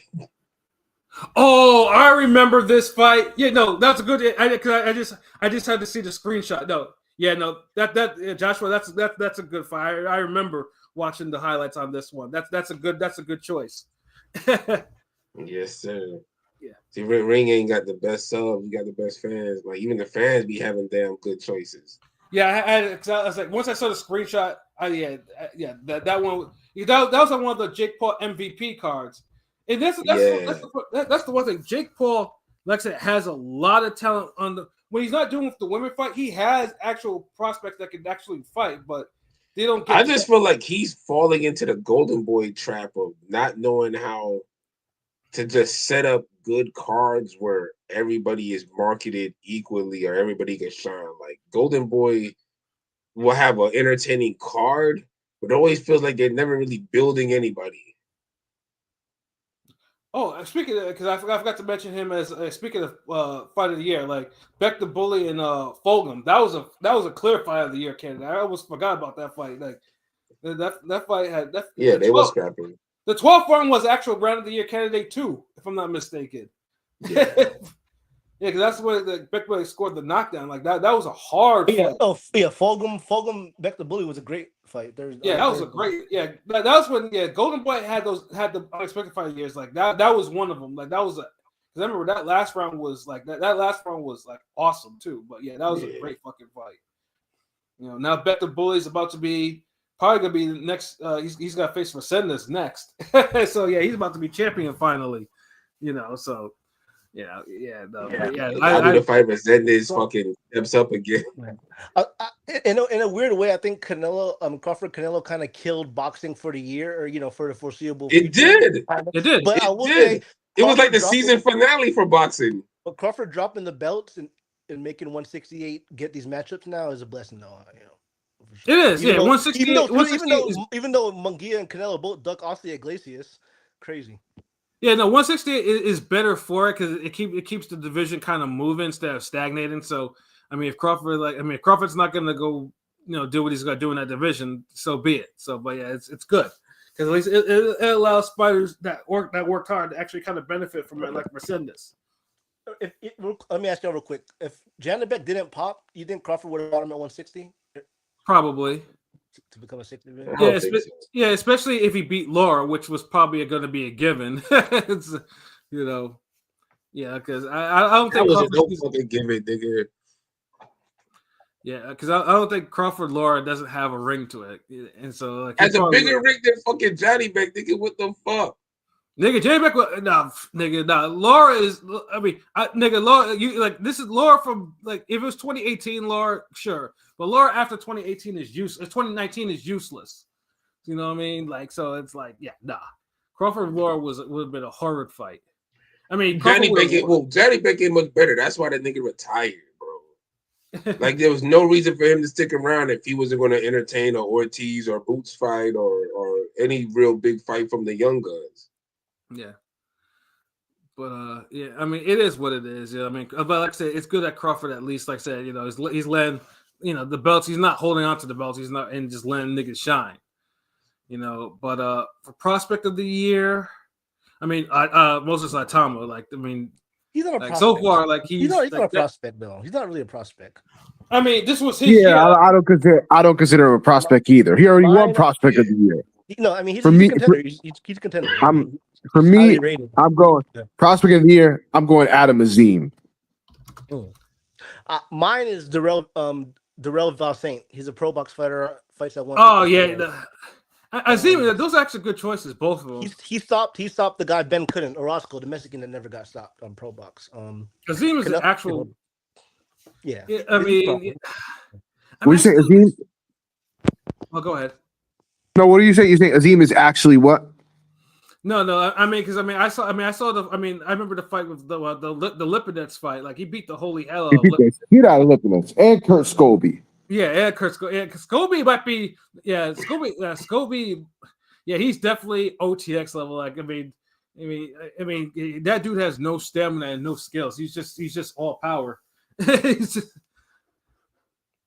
but yeah, Azim's kind of, he has definitely transitioned because he did beat the fuck out of Lipinets though. So that's a good choice. I chose the Darrell Valsaint because he stopped the guy Ben couldn't, and I don't know. I like his potential. I think, I don't know. I think he can be a special fighter maybe. I think Pro Box just needs to kind of showcase him more, and he'll eventually get like a big show Pro Box fight. Yeah. What about you, LB? You have a choice? Yeah, mine would be what's the name? The Harvey nigga, Jamal Harvey. Jamal Harvey. Yeah. Yeah. No. Yeah. Jamal Harvey has. Yeah. No. Jamal Harvey. Because he's still an actual prospect, and he's had great performances every time I've seen him out. Like, I got no complaints about that kid. And frankly, I think Jake. That's probably the one prospect Jake knows. He's kind of. He knows how to kind of handle because how to actually move him. So I just hope I just hope that Jake doesn't fucking ruin him, like like he did Sylvie. But I think Jamal's a little better than Sylvie though. Yeah, no. Jamal fights so polished for someone of his level. Like, he just has like that poise, like. Like he always just does enough, do what he's have to do. Like the work rate is steady. He doesn't want to be one of these pot shot niggas. Like Nice. I fuck with him as a prospect. Like I think he's on the big things. Yeah, I just hope that, like I said, I just hope they don't put, Jake moves him along, doesn't do what he did to Sylvie with him, and that dude will actually be, that dude will be a star. Yeah, dude's humble. Like he just has that look. Like he could be something in the game, and I hope he does. Like. Yeah, no, I mean, Jake, just has to move him along, and everything will be copacetic. That will be. Would you consider that big fucking Samoan that Eddie be putting on this card, the heavyweight, the one with the two names? Terramona times 2? Yeah. Yeah. Yeah, I'm good. Nah, mine stands. Jamal Harvey. Yeah, no, Jamal Harvey is definitely like I said though, and also Omari Jones too. I don't know why I didn't mention him. Definitely could put Omari Jones in this. But yeah, no, I think those are probably like all the prospects I could at least I could think of right now. Kind of made impact so far. Yeah, I think that's like all of them. If I know. Next superlative, comeback of the year. Haney. Yeah, it has to be Haney. No, we talking about. I was gonna give it to the old man. I'll give it to the old man, Pacquiao. I'm not even mad at that, honestly. Because this is the thing. Both comebacks were good, but they just like Pacquiao's situation. It's like Barrios damn near barely tried, so it's like damn, like, and I feel like Pacquiao still should have got the win for that. But then with what's the other one? With Haney, like Haney came back and he won clearly, and he dropped dude, hurt him. But fight wise and performance wise, it wasn't a good look, honestly. Like he did a lot of holding and the issue for me with Haney isn't that fight, because that was a great fight with him and great performance versus Norman. But the fight before the Ramirez fight, and that's what he was coming back from. Well, I mean, that's why I chose Haney. I mean, I chose Haney because a lot of us thought he was ruined because of the Ryan shit, and the Ramirez fight after wasn't the best comeback for him. And a lot of people, especially Norman, he kind of changed. That was this year, so you have to take that into consideration. You have to take that into consideration because that was this year. But that's what we can say though, because look, he came back from the Ryan shit, and he skunked out fucking Ramirez. Like clearly beat him. Dude's a former world champion. Could he have looked better? Yes, a lot fucking better. Oh my god! But he won, and him coming back and dominating wasn't set in stone yet. Like we were still iffy on this nigga. Then he comes back and fights a guy who's been building up KO reels, who looked like he on top of the world. He had the most buzzing name. That's what it was. Fucking Boots Stanionis performance of the year too. A lot of knowledgeable fans. Fuck yeah, I forgot that one. Boots Stanionis. I mean, me and you should have both thought Norman was gonna knock him out. Yeah. So on top of that's the only reason I fucking remembered fucking Boots. Like if nobody mentioned that performance, that's a shame. That shows me Boots' name ain't ringing enough. Yeah, and I mean, Stanionis was. He styled on Stanionis, God. Like, he made Stanionis look like he was nothing, and Stanionis is a hard guy to hurt. Never mind, hard guy to hurt, and a hard guy to look good against. Right, and he razzle dazzled that motherfucker. So. Yeah, so that's definitely that might be fucking. That's it. That's the clear one. Yeah, I changed my pick. Russell's 2, Mayer's 3, but Boots Stanionis was clear. Yeah, like that's an A+ fucking performance. It was, but yeah, I also picked. So sorry about that, Pat. No problem. Yeah, no, I also picked Devin for my comeback of the year because, like I said, he had to remind people that he was still elite. Because, like I said, like niggas were riding him off. Like Twitter was unbearable with the amount of shit that Devin was getting. Like Brian Norman this and like niggas, and then it got so bad the Haniacs were birthed. Yeah. Like so, the Force had to just be like, hold on, we just can't have the Sith. We need Jedi. Like niggas said, fuck it, like Haniacs. Like we got balance, and then Haney goes on and wins. And then Brian Norman, and then Brian Norman is pretty much getting, to this day now. Him and his father are like now they're getting like, oh man, well maybe Brian wasn't that great. I mean, I was on board saying I was never a believer in Brian Norman like that. Like I said, because I saw that nigga live twice, and I feel you, but it was more about how bad and shaky Haney looked. Right, and he still felt scary to me. The momentum. Brian was a nigga who couldn't take advantage of it. The momentum with 2-3 straight knockouts, being should be the bigger man, a guy coming from lightweight, basically, who we question his chin and power. Mm-hmm. And Haney did his thing. Out muscled him in the clinch. It got boring. Had him late. Backing up. They get boring late, but yeah. It had the drama wore off after the 6th or 7th round. After the knockdown, the fight was kind of like. Yeah, I mean, he was still punking Norman though. But then it just after the halfway, this is just I don't know. The fight got boring as fuck quickly. Yeah, but it was like Norman did, but it showed Norman was limited. He didn't have a plan B except just to be a little dirty and try to rough him up. But and that was just like it didn't make Norman look good. Norman took that fight when he wasn't ready for it because he didn't have, and then now people are looking at him like he's easy work now. Because it's like, what he is. He was ready for that fight. He talked all that shit. He talked the shit, but yeah, that mouth was ready. He needed like a certain amount of opponents that weren't. That weren't gonna serve him. No, he had the right performances because his whole game plan wasn't to outbox Devin Haney. It was to fucking knock him out, and he just went about it wrong. And then his own goddamn defense. Right? Yeah, defense was terrible. And he kept on walking into shit. No head movement. Yeah. The jab was getting predictable, and then he wasn't believing in the jab. Then he was overthrowing the right. It's just Haney, there was a lot wrong with that. Yeah, Haney picked them apart, and like I said, and that's what they needed. Like that was now Haney had knocked him out in the second round. Yeah, shit, man, that would have been that would have been amazing. Performance of the year, baby fighter of the year. Yeah, I'm saying. Well, Haney would have won so many with a better performance. Facts. Because he damn sure could have knocked out Norman if he wanted to. That's also facts. Yeah, man, but LB, you not in the ring. Fuck that. I know. Like, look at him. Haney started ripping shots to the body. That fight's over. Mm-hmm. Norman had that look like how Ryan looked when Campbell dropped him. Yeah, he was shell shocked. Yeah, that unsure, that like wait, hold on.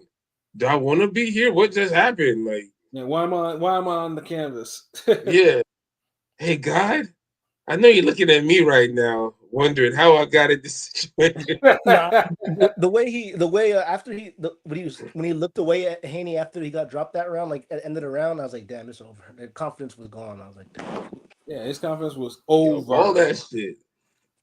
It's a shame because I had people, hitting me up, that don't really watch boxing. Oh, who's this Norman guy?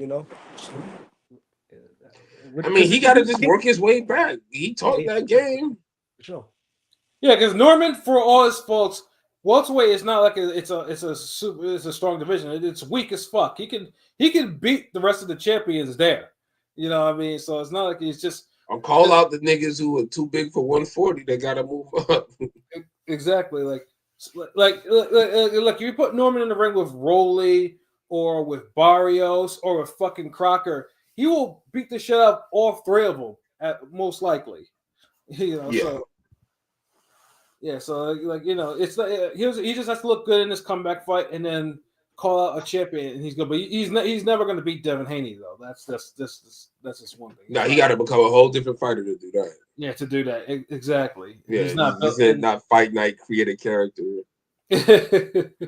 Like, yeah, give him Larry Holmes jab, give him Floyd Mayweather's defense, Tommy Hearn's right hand. And like, no, it don't work like that. The fuck? It don't. Well, like I said, dude became a champion, unexpected champion. He did what he had to do, and he built his name up. But like I said, he's still a big name at 147. So he has to go back to the drawing board and just. But yeah, Devin, he needed that fight to get his name back up, so people will be interested in his fights because he has plenty of fights on the table.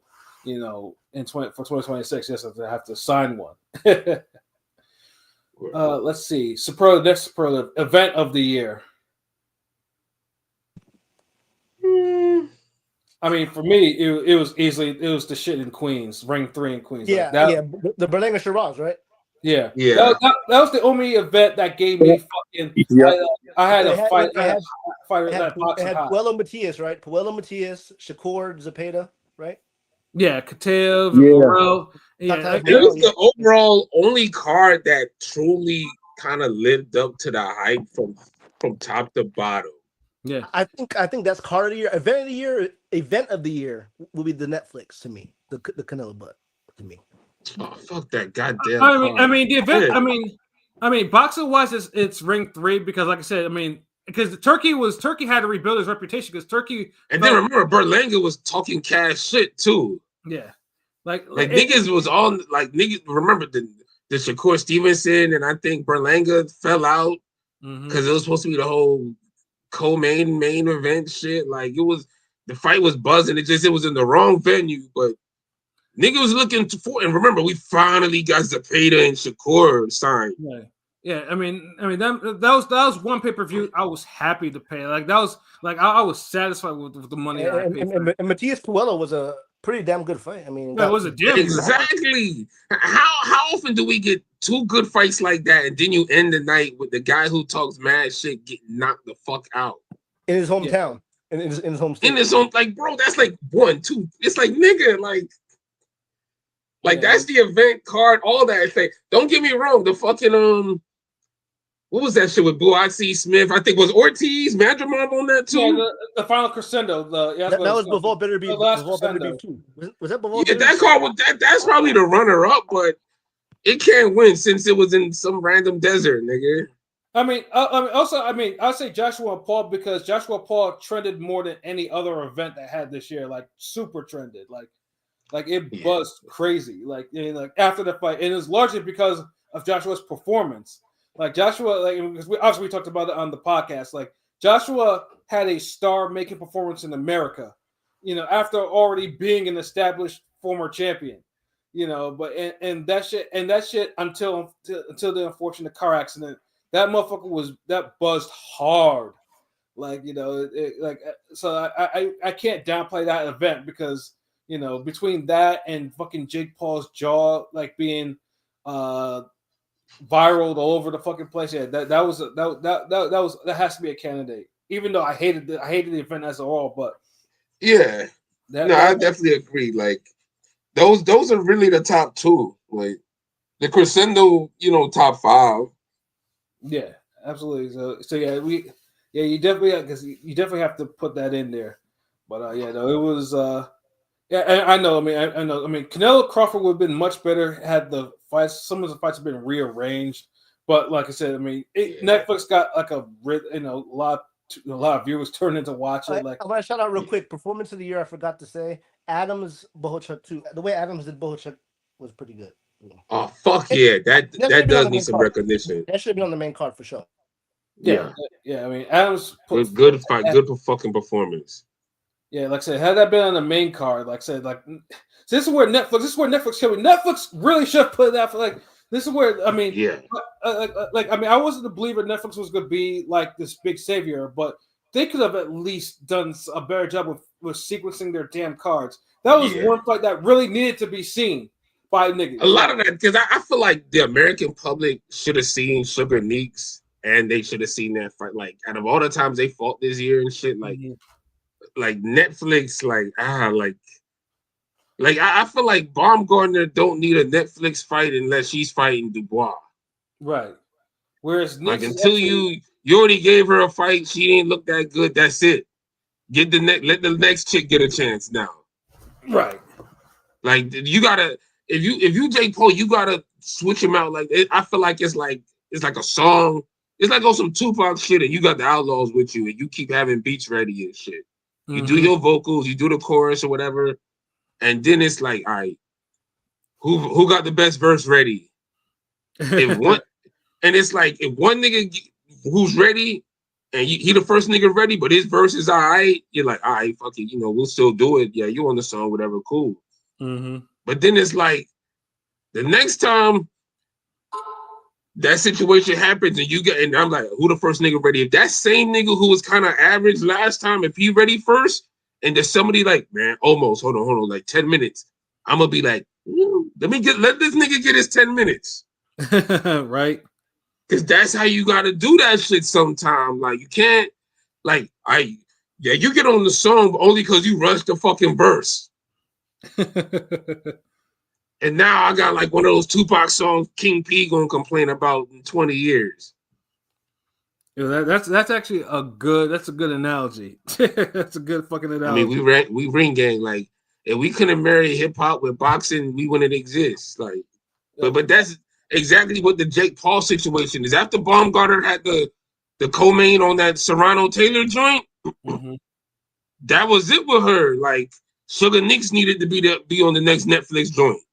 Exactly, and Jake better show some love because on top of being incredibly attractive, she fights like a demon. You know what I'm saying? That's what I'm saying. It's like all the attractive chicks, he's like not promoting them. Fucking that's what it is. All the attractive chicks, he keeping them on undercards and shit and cards that people not. Dude, Metcalf and Neeks needed to be on the Netflix main card. Yeah, especially since it was a title fight on top of all things. God, like, you see what I'm saying? It was like a unification, ain't it? Yeah. Nigga, like, come on, bro. These are like obvious misses, bro. And then this is the thing. Honestly, when Metcalf came back against Serrano's girl, that needed to be an opener or something. Yeah, because if you're still trying to make these stars and you're like, okay, we give it Metcalf another chance. We got somebody like the last girl she fought, but not as experienced. Let's kind of see, and you build it up from there. It's like all the attractive chicks. He beat Ebony Bridges, ain't she just lost the other day? Yeah, she lost to like a journeyman, like she was like 3-2 or some shit like that. And it was a war, which was crazy. Like it was. Like Ebony Bridges has fallen so far, like it was a whole. If there was a fall off of war, because when the thing is, I already emailed you when I started thinking about all the awards. I forgot. I was like, there is a superlative for that. We just didn't get to it yet. It's couple. Yeah. But yeah, like ooh, Bridges. Yeah. Yes. I could have waited then. Yeah. All right, let's see. All right, next superlative, the Jesse Vargas Award, the most draws, close fights. Lamont Roach, this is the easy one. Yeah, Lamont Roach. All day. Yeah, like there's not even close. Like Drummond Roach. But yeah, no, yeah, Roach. Like I said, I mean, we had he got the tank and the cruise wins, bro would probably be in at least might even be a top 10 or at least 10 or something like that, You needed at least one of those. You couldn't do the whole Jesse Vargas year or and I say the Jesse Vargas year. Remember, this is named after Jesse Vargas because Maurice Herrera, you could say he got robbed twice in that year. So I didn't want to, it's in bad taste for that. Well, we're Jesse Vargas though, because funny thing is that the years, like, I mean, obviously when he got the draw against Broner, most people thought he won. But when he fought whatchamacallit, like the other one on the first Matchroom USA pay-per-view, I thought he lost. Like I thought that was the one. So it was like Delorme, there we go.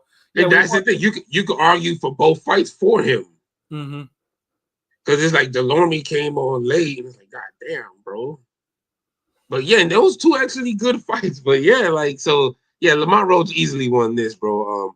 Hope you have a better year next year or this year.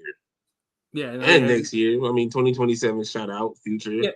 Yeah, and Roach probably needs to go at least go to 135. 140 might be. I don't think he's at 140 fighter yet. He needs to go to 135 and kind of grow there, rather than fuck around with one foot. Because like I said, he arguably beat Tank, but Cruz was whooping his ass more than we care to admit. Like he was really whooping his ass. Yeah, he was. And he gave it up late. He had to win the last couple rounds clear, and he let Pitbull kind of steal. Yeah, no, he gave away those last couple of rounds. That was the problem. So that's because like 6 to 9, he was like 5 to 9. He was kind of cruise control. Like when he kind of got settled, it looked like he was gonna win. Yeah, and then he gave it away trying to be stupid, and it was just like.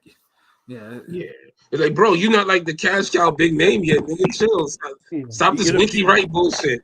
You're the piece, I mean, I know Pro Box PBC work together, but Tank and Pitbull are their A-side cash cows, So yeah, exactly. I was like, well, but I do feel, I mean, yeah, in the moment, I thought he got robbed, but it was close. Yeah, they were like, well, a draw was fair. Yeah, we said, we can't have this little nigga from Pro Box, was 130 nigga like defeating our draws. Because Lord knows PBC needs their draws. I will say, has there ever been somebody that raised their profile that much and not winning a fight in a year? Like Lamont did? I mean, before that, most people Paulie Malignaggi. It's been a long time. I'm just saying it's been a while. You know what I'm saying? Yeah, I mean, most people like before this year, most people will be like, "Who the fuck is Lamont Roach?" Like, I was there for like Roach's 6th pro fight because now it makes the Tank fight a decent fight in hindsight. I think with Tank and Roach growing up together, like sparring as kids, he was familiar with the style. I mean, it was a great performance. Yeah, that's all it was. Like, and that's why it looks bad that he didn't win. I want to see him versus Gary Russell Jr. Stop playing. It'd be a big fight. It'd be a big fight. Yeah, dude needs to, honestly, I don't want to see him at 140. Period. He needs to go to 135. Like 135 is like if PBC's bleeding. I would put Gary Antoine Russell, Tank, the Russell brothers, and Roach because they're all from the area. Put them in DC or something. You know what I'm saying? That'd be a big card. That's the type of shit we need to start seeing. These cards got to start making sense sometimes. Yeah, and plus DC is an awesome place to watch boxing. Like DC doesn't it just makes too much sense. Like do that shit already. Put Martin versus Hitchens or something. I mean, just DC. I mean, I could take the train down to DC. Like DC needs to have fights again. Like I enjoy DC as a city. DC is chocolate city, nigga. I enjoy that place. Like I enjoy watching City. I think Tank broke the Capital One DC record against Hector Garcia in that shit. But and I think Pro Box had a card there too, and I think Maryland are like in so like. Well, yeah, Roach holds cards. Roach actually holds his own cards on Pro Box, so Yeah, so we definitely need to see more DC cards too, like high profile cards in DC. It's the nation's capital. Fucking let's have some high profile fights there, like straight up. Fury versus Wilder 1. Joshua, what you trying to say with that fight? Yeah. So you've been around since then, ain't it? Because I remember, we went in on that episode. That's a classic Ring Gang episode. It was. That recap was ridiculous. Let's see. Next superlative, the Enough is Enough Award. Time to retire. Oh wait, hold on. I get what Joshua just meant. So he just said profile rose after a draw, like Fury. Right. It's just he won those jobber fights before Wilder though. Enough is enough. Time to retire. This is a 2-man award, but I mean, it's between Tony Harrison and Danny Garcia. But I'm gonna give it to Tony because Danny's actually basically going to retire, whereas Tony's still gonna be fighting. And no, stop fighting. That's a good one. That's not my choice. Let him fight Spence if that happens. Is it possible to give it to somebody who didn't fight this year? No. He got a fight coming up, nigga. It's possible, because who instantly came to my mind was Adrian Broner. That's all. Yeah, Broner is that's who needs the rehab award, nigga. Yeah. Yeah, bro. I mean, I know Broner is saying he's going to the gym, but that nigga's going straight to the E and J, bro. Like that nigga's like he's That bottle's whooping his ass right now. Like if he goes to the ring, the only Jim he know is fucking Jim Beam, nigga. what I'm saying, my nigga. Jesus. I'm sad I had to say that, but damn, man. It's kind of crazy that nigga turned into Franklin from Snowfall. Yeah, no, He ain't dead yet, but he on the doorstep. He in the neighborhood actually. Yeah, it's actually. I mean, because you know the whole stat baby thing, like when he was drunk on Cam and Mace was one thing. Oh wow! Yeah, the thing with Cam and shit. I mean, that's boxing fuckery. We actually have a superlative for that. That's actually a good. That fuckery is actually a good candidate. For hold on, Marquise. Time for Morrow to cut his mic off. He's beyond watch. Morrow annoys me now. He annoys me. Like he oversells his routine now. Like it's like before it felt like his quirkiness was natural and he would call the fight and he was enthusiastic, but it just like he overdoes it now. Like it's a bad episode of Impractical Jokers or something. I don't know. And take Max Kellerman with him too. Max is just like he's gotten back. He's been unbearable. Like take all these niggas away. Like has there ever been a Thanos snap the niggas and just they get replaced by somebody else? I know what Max turned into such. I mean, he wasn't as HBO. He was a shill a little bit, but he's like worse now. He was bullshit. I try to watch that YouTube show they have, and I can only make it 40 minutes in every time. I can't finish it. I don't know. I don't watch it. I just like just show me. See the little highlights, and I don't want to see it. I mean, YouTube background noise type shit. You know what I'm saying? But my choice though for this award was Joe Joyce though. That motherfucker needs to. Oh, I had him too mentioned. Yeah, I wrote. Yeah, no, Joe Joyce. Yeah, definitely. Yeah, that motherfucker. Because like I said, that fight before the Hergage fight, like even in the interviews, that motherfucker's not talking right. Like he's clearly not talking right. Like and even the dude had to acknowledge, like sounds like he's saying you're getting too many punches, and this motherfucker's like he's like he's not clear. Like his mouth is like marbles. Like it's like. And that hurt. Every time I watch him fight now, it's just cringy because Hergovich was teeing off on him, and it's just like he's not the same. Like it's a shame, but like it seems like no one is telling him that he needs to quit. Like he's not coming into shape. He's not coming into the fights. Like he's just basically just walking for us, taking punches. And it's just there's no defense involved, and he never really had defense, but now it's worse because the offense is so bad. So. You have nothing to make up for the bad defense. Because he had that durable chin that we thought couldn't get cracked, but it's British chin, so obviously. I mean, the second there's an expiration date on niggas 10 tungsten chins, nigga. Yeah, like it's a shame that Zhang ruined him, but it's just like every single time, like he's clearly not getting. He's good. He's getting worse every single time. Like his offense is like slow. It's halted. It's not like he lost to Chisora. And Chisora is actually winning fights. I can't. Like, he should retire, but he's actually winning fights. I'm saying Chisora beat Joyce, right? Am I tripping? Did that happen this year? No, it didn't happen this year. It happened last year. Oh, last year. Okay. Yeah, Joyce fought Hergovich this year, and he got whooped. He got beat. Like Yep. Yeah, and Wilder. I mean, Wilder's washed too. Dillian White is super washed. White needs to retire. Wilder had a comeback fight, right? Yeah, he did. He looked terrible. He ain't the same. Yeah, he ain't shit. Like the right hand was. I mean, this is the best Wilder looked in years. He was landing shots that back in his day he would knock him out. It was he was like. And funny thing too is his left hand was actually doing more damage to do than his right hand. Like it was like because he landed that right hand plenty of times. If Wilder sticks around, it should only be for a Joshua fight. So he needs to retire, but that shit has like it looks like Usyk. Like has asterisks around it. Like if he stays around for Usyk or Joshua, okay, but other than that, retire. Usyk's kind of cherry picking him because I think he wants to fight in America type shit. Whatever. Yeah, I mean, but I'm not mad at the fight.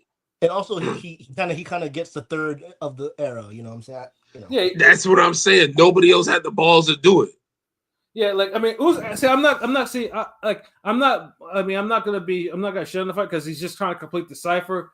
But like after that one, he has to get back to business. So like, yeah, thank you, Pat. Yes, like fight Caballel or Wardley, one of these young goons, like one of these young niggas, like real shit.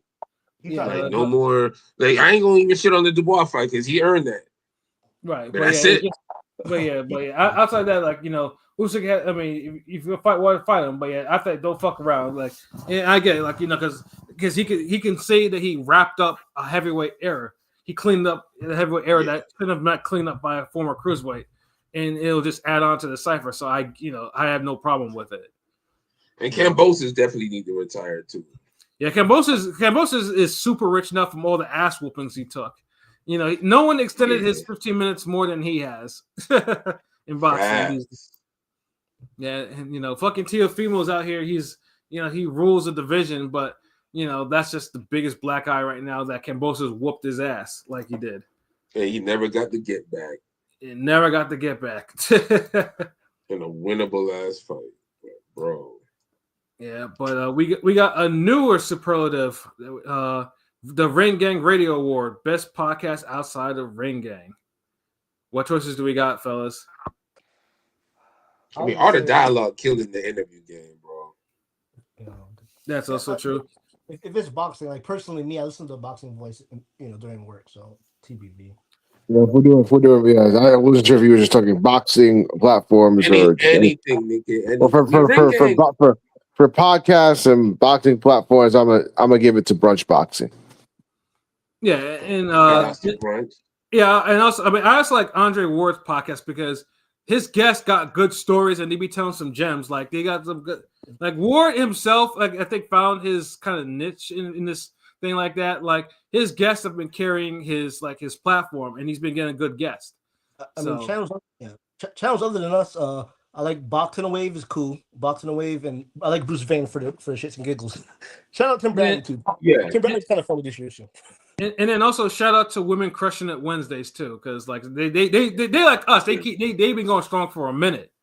Yeah, the consistency. Yeah, they're I say Art of Dialogue and fucking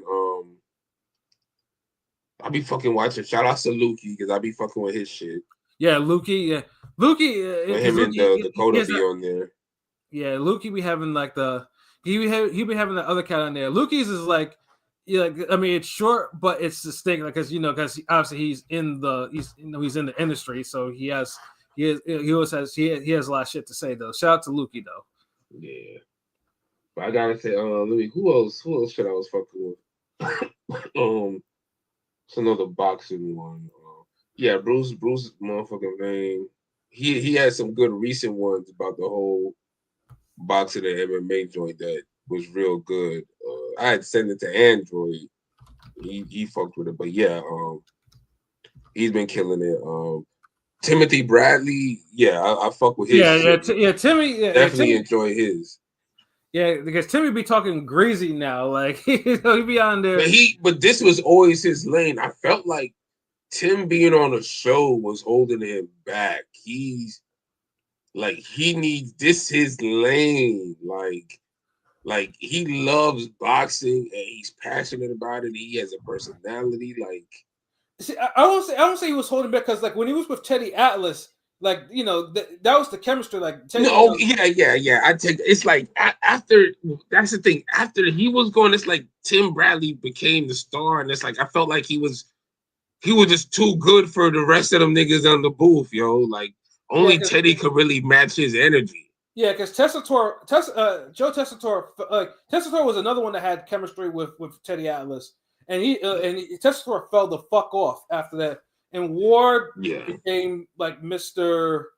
I don't know, like basically he was just like dude became what he was. Shield 2.0, the firmware, him and Max. Yeah, where Ward would talk about himself as a monster puncher. And be downplaying niggas' technical skills. I'm like, my nigga. And he'll just be that too. That shit pissed me off. That damn Adam Lopez and goddamn Valdez rematch. He was doing that shit. Yeah, I'm like, my nigga, like nigga, like, do you know what we know you for in your career? We know you. The time he forgot what a jab was with Postol versus Ramirez. Yeah, like that nigga was. But it's shit like that. I just can't fucking stand Andre Ward, my nigga. I'm just sorry. Like it's shit like that where I'm just like I'm good on this nigga. That's why if it's not a random clip or somebody's personally like, yo, Sutter, you gotta watch this interview with this nigga. Like I just do not give a fuck enough about this nigga. Like Tupac would have to come back from the dead for me to watch this nigga show or something. one of you niggas get on this show, I'll watch it out of support, but like, I mean, god damn. Yeah, but I mean, I do think he found his niche with doing all the smoke stuff. Like I said, he has good guests. Like Took him long enough, nigga. How many years he was doing this? Like shit, like he gold medalist. Figure it out, god damn it. And I guess we have to mention Shannon Sharp's podcast too, because for better or for worse, that motherfucker had some, until that little thing he did with the white girl, that motherfucker's interviews and shit was like on point. Like that nigga was like really doing it for a minute. Yeah, like his shit. His shit went sideways. It was a lot of niggas. I feel like Gilly and Wallow kind of fell off too. Well, no, Gilly's he's a shill for the Eagles now. Like all this motherfucker does now is he does that obnoxious fucking dance to Too Short, and he made his old white neighbor a fucking social media star, which is fucking crazy.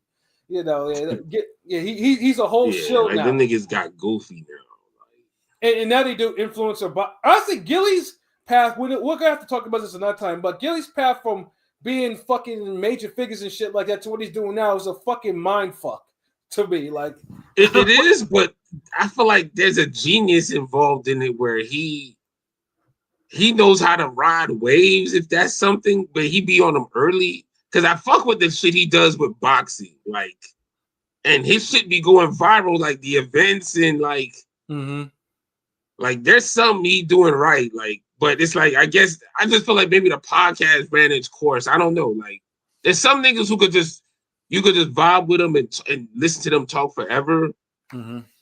Any given day of the week. Then there's some niggas where it's almost like a season where after about 5 or 6 years or whatnot, or 2-3 years, you're just like, you know what? I don't think there's nothing else this nigga could say that'll just surprise me, impress me, or just blow me away type shit. And that's it.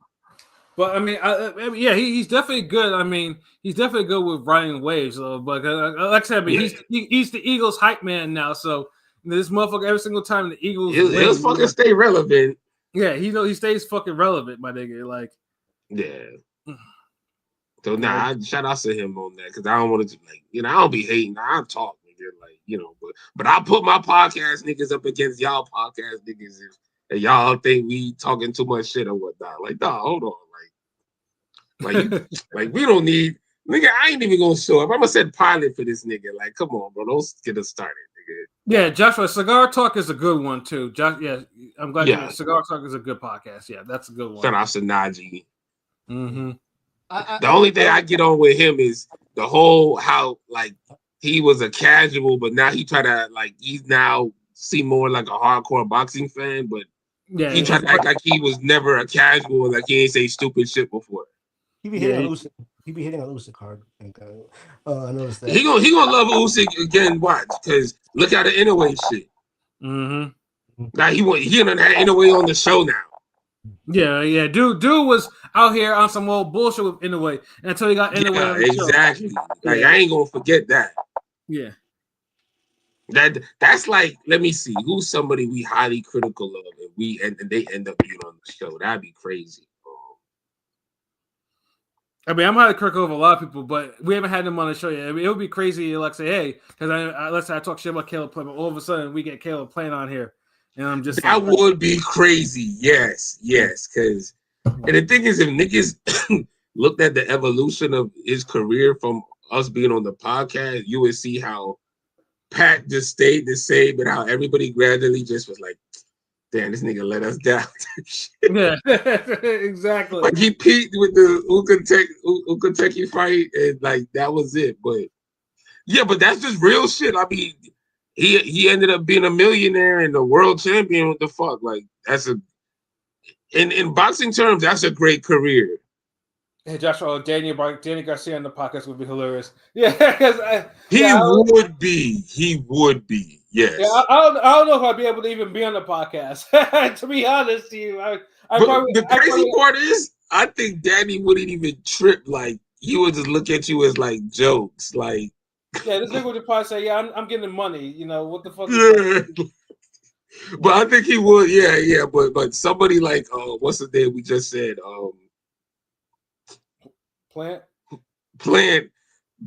Nah, like Plant end up wanting to fight us, bro. Yeah, no, Plant would be like, like I don't think that'll work out like that. No, but you kind of rock with Plant though. Huh? You rock with Plant. I thought you kind of. Yeah, I do. I've always been a fan, like from the get, but it's like I can't just not see how his career played out. I'm a boxing nigga too. Like he does certain things that, like, you know, we gonna critique the boxing side of these niggas. Like that's just what we do. The reason whereas I was old man Pat with Plant. I was from the. And we've been around enough boxing to know, like, I mean, it's not, if we was like 10, 15, if we was 10 years younger than Plant, we might look bad in that. You know what I mean? Mm-hmm. But we old, like, how old is this nigga? But I know we older than this nigga. Yeah, I'm definitely older than Plant. So that's why it's just like when I saw that shit, I already knew what time it was, and it was just like, and I kept on calling that shit out over and over and over. Yeah. Props, like I can't even front on that. But yeah, that'd be crazy. But yeah, Danny Garcia, I feel like would be crazy on the podcast. Yeah, like shout out to Danny Garcia because I remember he fucked with my artwork that time. Yeah, you met him, like it's I met him. Yeah, he was cool dude. I gotta repost the pictures and shit, but y'all know what's good. I'll never forget that day because it was the same day Joshua fought Vladimir. Mm-hmm. Yeah. So that's how I could always remember that day. Like whatever day that was, that's the day I met Danny Garcia. So that's a crazy boxing day. Yeah, you know, I need to frame the damn because he signed my Zab Judah picture. I think he got another picture he signed to me. That they had like the autographs he had, like, so that was dope. Like shout out to that. Why was he in Florida anyway? Was he fighting down there? Nah, like he was doing promo. Like he was fucking shout out to that. He was doing shit that boxers need to do. Meet and greets, do promo. You don't always have to have a fight down here. If you got another business meeting down here and you handling that, do the promo. Like he had a meet and greet. And it was just random at a Dunkin' Donuts type shit, and people would just go into the plaza. He had a lot of, like, 200 people showed up. Word. Like, that let me know, like, yeah, like, people rock with boxing down in Florida. Like, we need more events, more famous like, more known people. I remember I seen Rashad Evans at the goddamn, what was it? God damn it, what's that fight?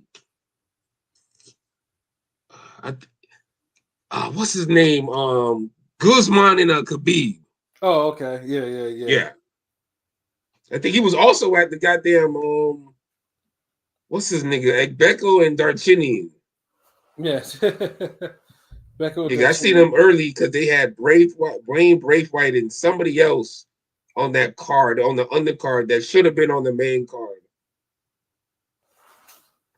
I'd had the boxing record, but yeah, the next topic. I'm sorry, we finished that one. Yeah, we did. All right, next one is best promoter platform.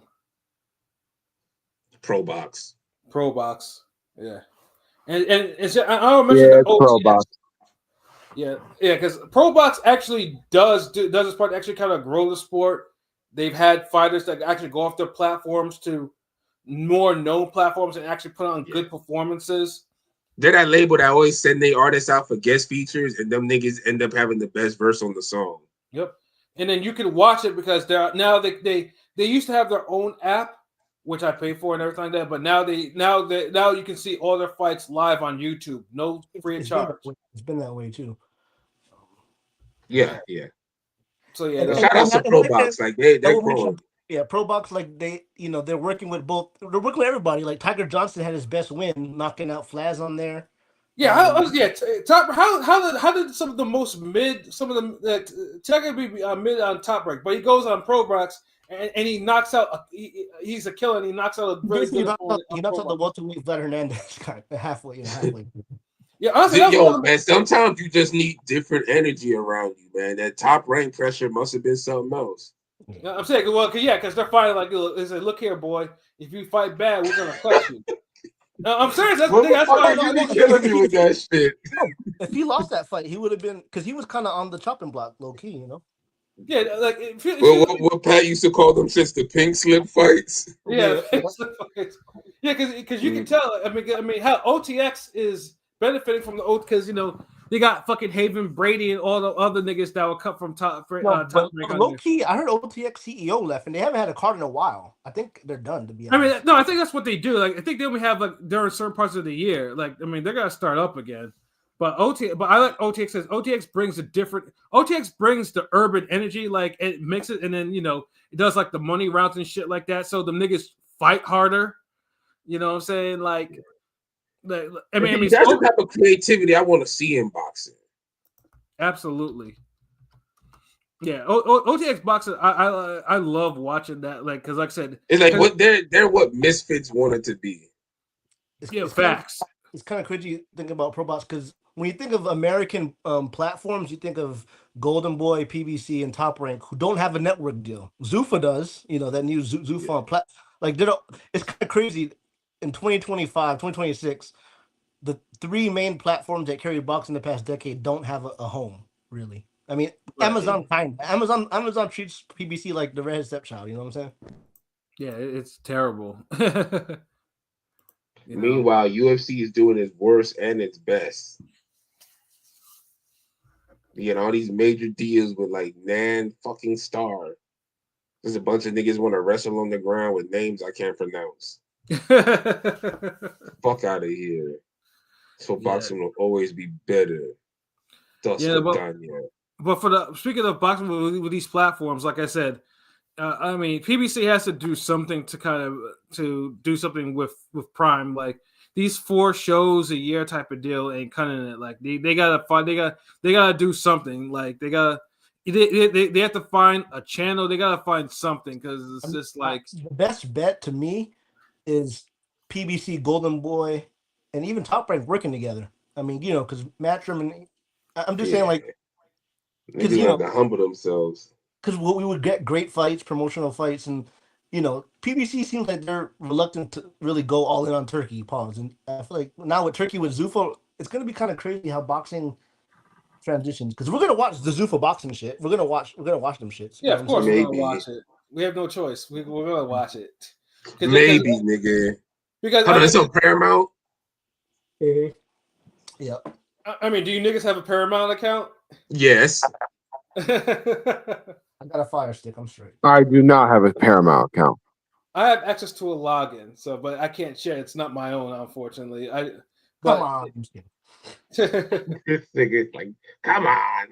Yeah, I mean, like I said, I can't criticize Zuffa until at least I watch a couple shows. Like, I can't criticize. Yeah, but okay, you know what it is? Like Zuffa is like you're going shopping with somebody and they told you they're gonna get the ingredients for a sandwich, and they're going down all the wrong aisles for shit for a sandwich, but they're getting shit for a sandwich, and they get everything, and then you're just like, I wonder what the fuck this sandwich is gonna be, because this nigga got all types of goofy shit. Like he got like turkey, then he's putting goddamn horseradish, and he gonna have peanut butter on it. Then he got this and all this weird shit, and you just like, damn, like I'm curious, but I know this shit gonna be trash, but I gotta see the look on this nigga face when he take a bite. Like that's how the Zuffa shit is looking like to me. Like the whole premise of it, just starting off, is just like, I'm not impressed. It doesn't make me care, but I want to care. It's like a bad accident. Like, I mean, who they got like the marquee, quote unquote, Brandon Adams, Valenzuela. Oh, they got Brandon Adams? Yeah, I think Brandon Adams is signed to them, if I'm not mistaken. The guy that knocked out Julian Rodriguez, the guy that knocked out Avius Griffin, he's on there too. Yeah, Julian Rodriguez. Yeah, because they announced that shit like on the Jake Paul shit, like after he knocked out dude, which was funny to me. But yeah. Like I said, because their show is in 2 weeks, and it's just they haven't announced they What's the haven't main announced event? the They full have a main roster event for yet. that yet? They got a main event for that or no? It's all speculation about who it is, but they haven't announced it officially. Like the show is there, but they haven't announced who's going to be And on you know the they're gonna show. push Colin Walsh's boring, bland ass. I know Bohachik is going to be on there too, but yeah, it's like like I said, I can't judge it until I see what I'm watching. Like if it's on some old bullshit, then I'm gonna definitely call it out. But I actually have to see it how it's going to operate. Wow. Yeah, no, but yeah, like the other the established ones, obviously, Top Rank Top Rank cannot put all its cards on Tubi. Like they have to find a TV deal. Like they got to find something. Tubi is good for like the smaller cards, but certain defenses and champions. Like I'm not, because I don't mind certain big fights being on Tubi, but everything can't be on Tubi. It's just impossible. Right? Yeah, it can't be. So yeah, they have to kind of. Hopefully, it's been 6 months. So they got to get that shit together. You know what I mean? Like they can't they can't do Tubi forever. Like and yeah. Keyshawn, what Keyshawn did, he might have tried to get out that deal. he didn't want to end up on Tubi and shit. It seems like what he did because now he's on Turkey. I feel like he's made for Tubi. Like so many people, like you told, if it got out that his as much like promo he does and known as he is, and if it got out that his next fight is going to be on Tubi, I'm telling you, niggas will watch. I ain't gonna lie. If he does knock out Jermaine Ortiz, fuck it, fight Devin Haney. It's there. I don't know. It's the only at welterweight right now. If Keyshawn was able to knock out Jermaine Ortiz and move to welterweight to fight Haney, that would get the division popping. I feel like because it's pretty weak right now. No, it's only gonna be. It's not popping right now because there's too many average fighters in that division and bad fighters. Like one fight's not gonna set it off. Like they need some more talent in that division. Yeah, like it's not like 175 where unfortunately Ryan one fight turns it around. The unfortunate truth is Ryan Garcia, even though he's been nonstop in the kitchen training, him knocking out Barrios to set up the Haney fight would kind of get things going, and that's just the unfortunate truth. Yeah, to me, like I said, because right now all these fights, I don't think highly of Ryan Garcia. I think Ryan Garcia is terrible. No, he lost to Rolly. He just has a left hook, and that's about that. Rolly's improved since he got left Bullet and went to Solace, but losing to Rolly when you're expected to win is kind of crazy. The way because he got outboxed. He got cleanly. Yeah, that's but Rolly's becoming too much of a thinking fighter, and it's taking away his overall game. If that was the regular Ryan Garcia, he would have lost that fight. Mm-hmm. But there's supposedly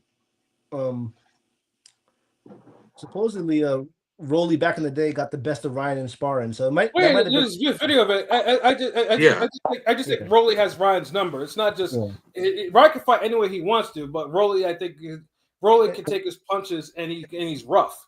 And I think Ryan barely tried.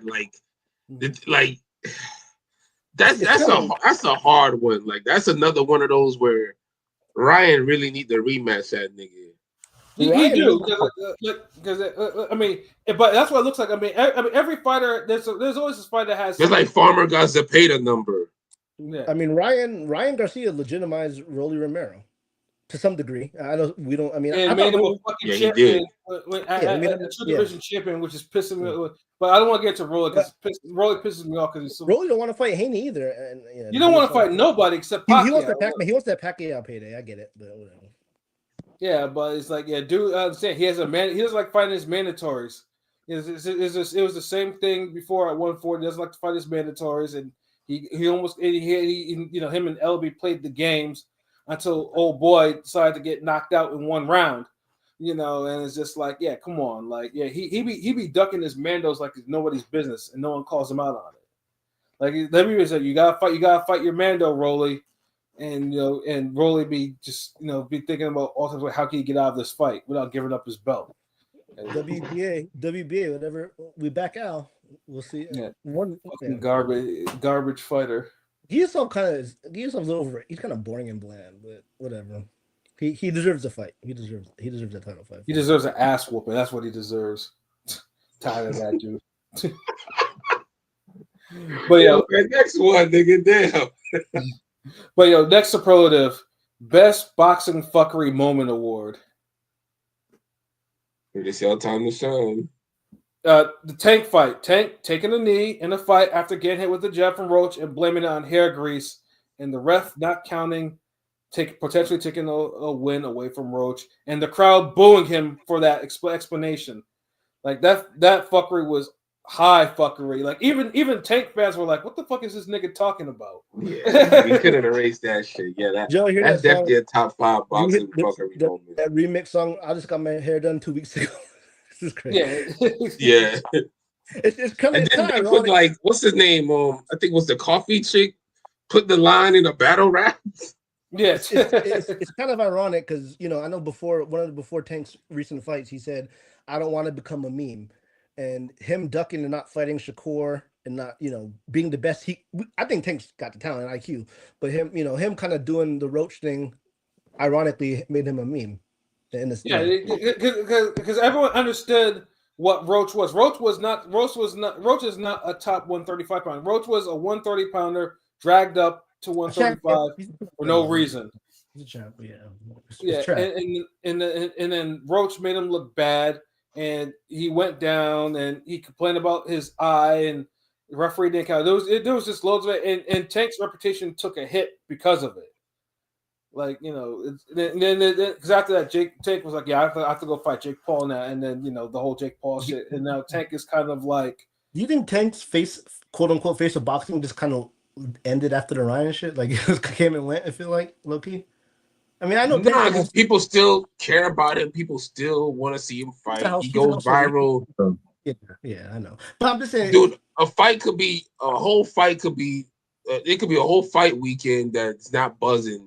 Tank say something about the fight, and he get all the attention from the fight. Like he's still. I just think to me, it's like a microcosm of his career. Like I feel like potentially Tank could have been greater, and he could have been a better face of boxing for America. You know what I mean? Yeah, I mean, all Tank had to do was just face his contemporaries, and he'd be the draw that PBC wants and LB wants, but doesn't want to face. He doesn't want to, he in this division. There's too much smoke that he's ducking away from, that he's not fighting, and it's obvious. So him not running back with Roach is kind of it's kind of a lost cause. If if you're a fighter and you're great and you get embarrassed like that, low key, you should run that back. But it's trash. It's unfortunate. So my boxing fuckery award also goes to Davis, but a different Davis. Yeah, I'm talking Keyshawn Davis and Keon Davis. Yeah. That was a crazy. And their backstage brawl. That was crazy. That was a crazy situation, bro. Yeah, that was my jump that nigga. Yeah, honestly, I don't know. I don't understand. That motherfucker had he had the keys. Top Rank was gonna give him the fucking keys. He literally got a key, and they had to take it back. It was literally. Honestly, Roach took his spot. He said he was in the rooms for negotiations type shit, But I feel like low key, he kind of that situation. He wanted to get out that ESPN Top Rank deal. I don't know. It seems like now he's getting a turkey payday. I don't know. It's working out. Now, if he underperforms against Jermaine Ortiz, if he loses, of course, I feel like if he knocks out Jermaine Ortiz, people will forget about. I mean, it'll. No, I'm not gonna forget about that. Not me, not us. I'm saying the general public of fans. Of boxing fans, if he knocks out Jermaine Ortiz, it's gonna do good. It's gonna but who's Jermaine Ortiz for him to knock out if we just forget all this fucking? I mean, Jermaine Ortiz gave Tio and Loma tough ass fights. I'm just saying, if he knocks out, but how long ago was it? Bro, Keyshawn Davis needs to go on another run where we think he has next, because that's what he messed up. Yeah, he had all the momentum. All he had to do was make the weight and face De Los Santos and beat him up and take it and defend his belt and then go about his business. And then Top Rank, it was so bad.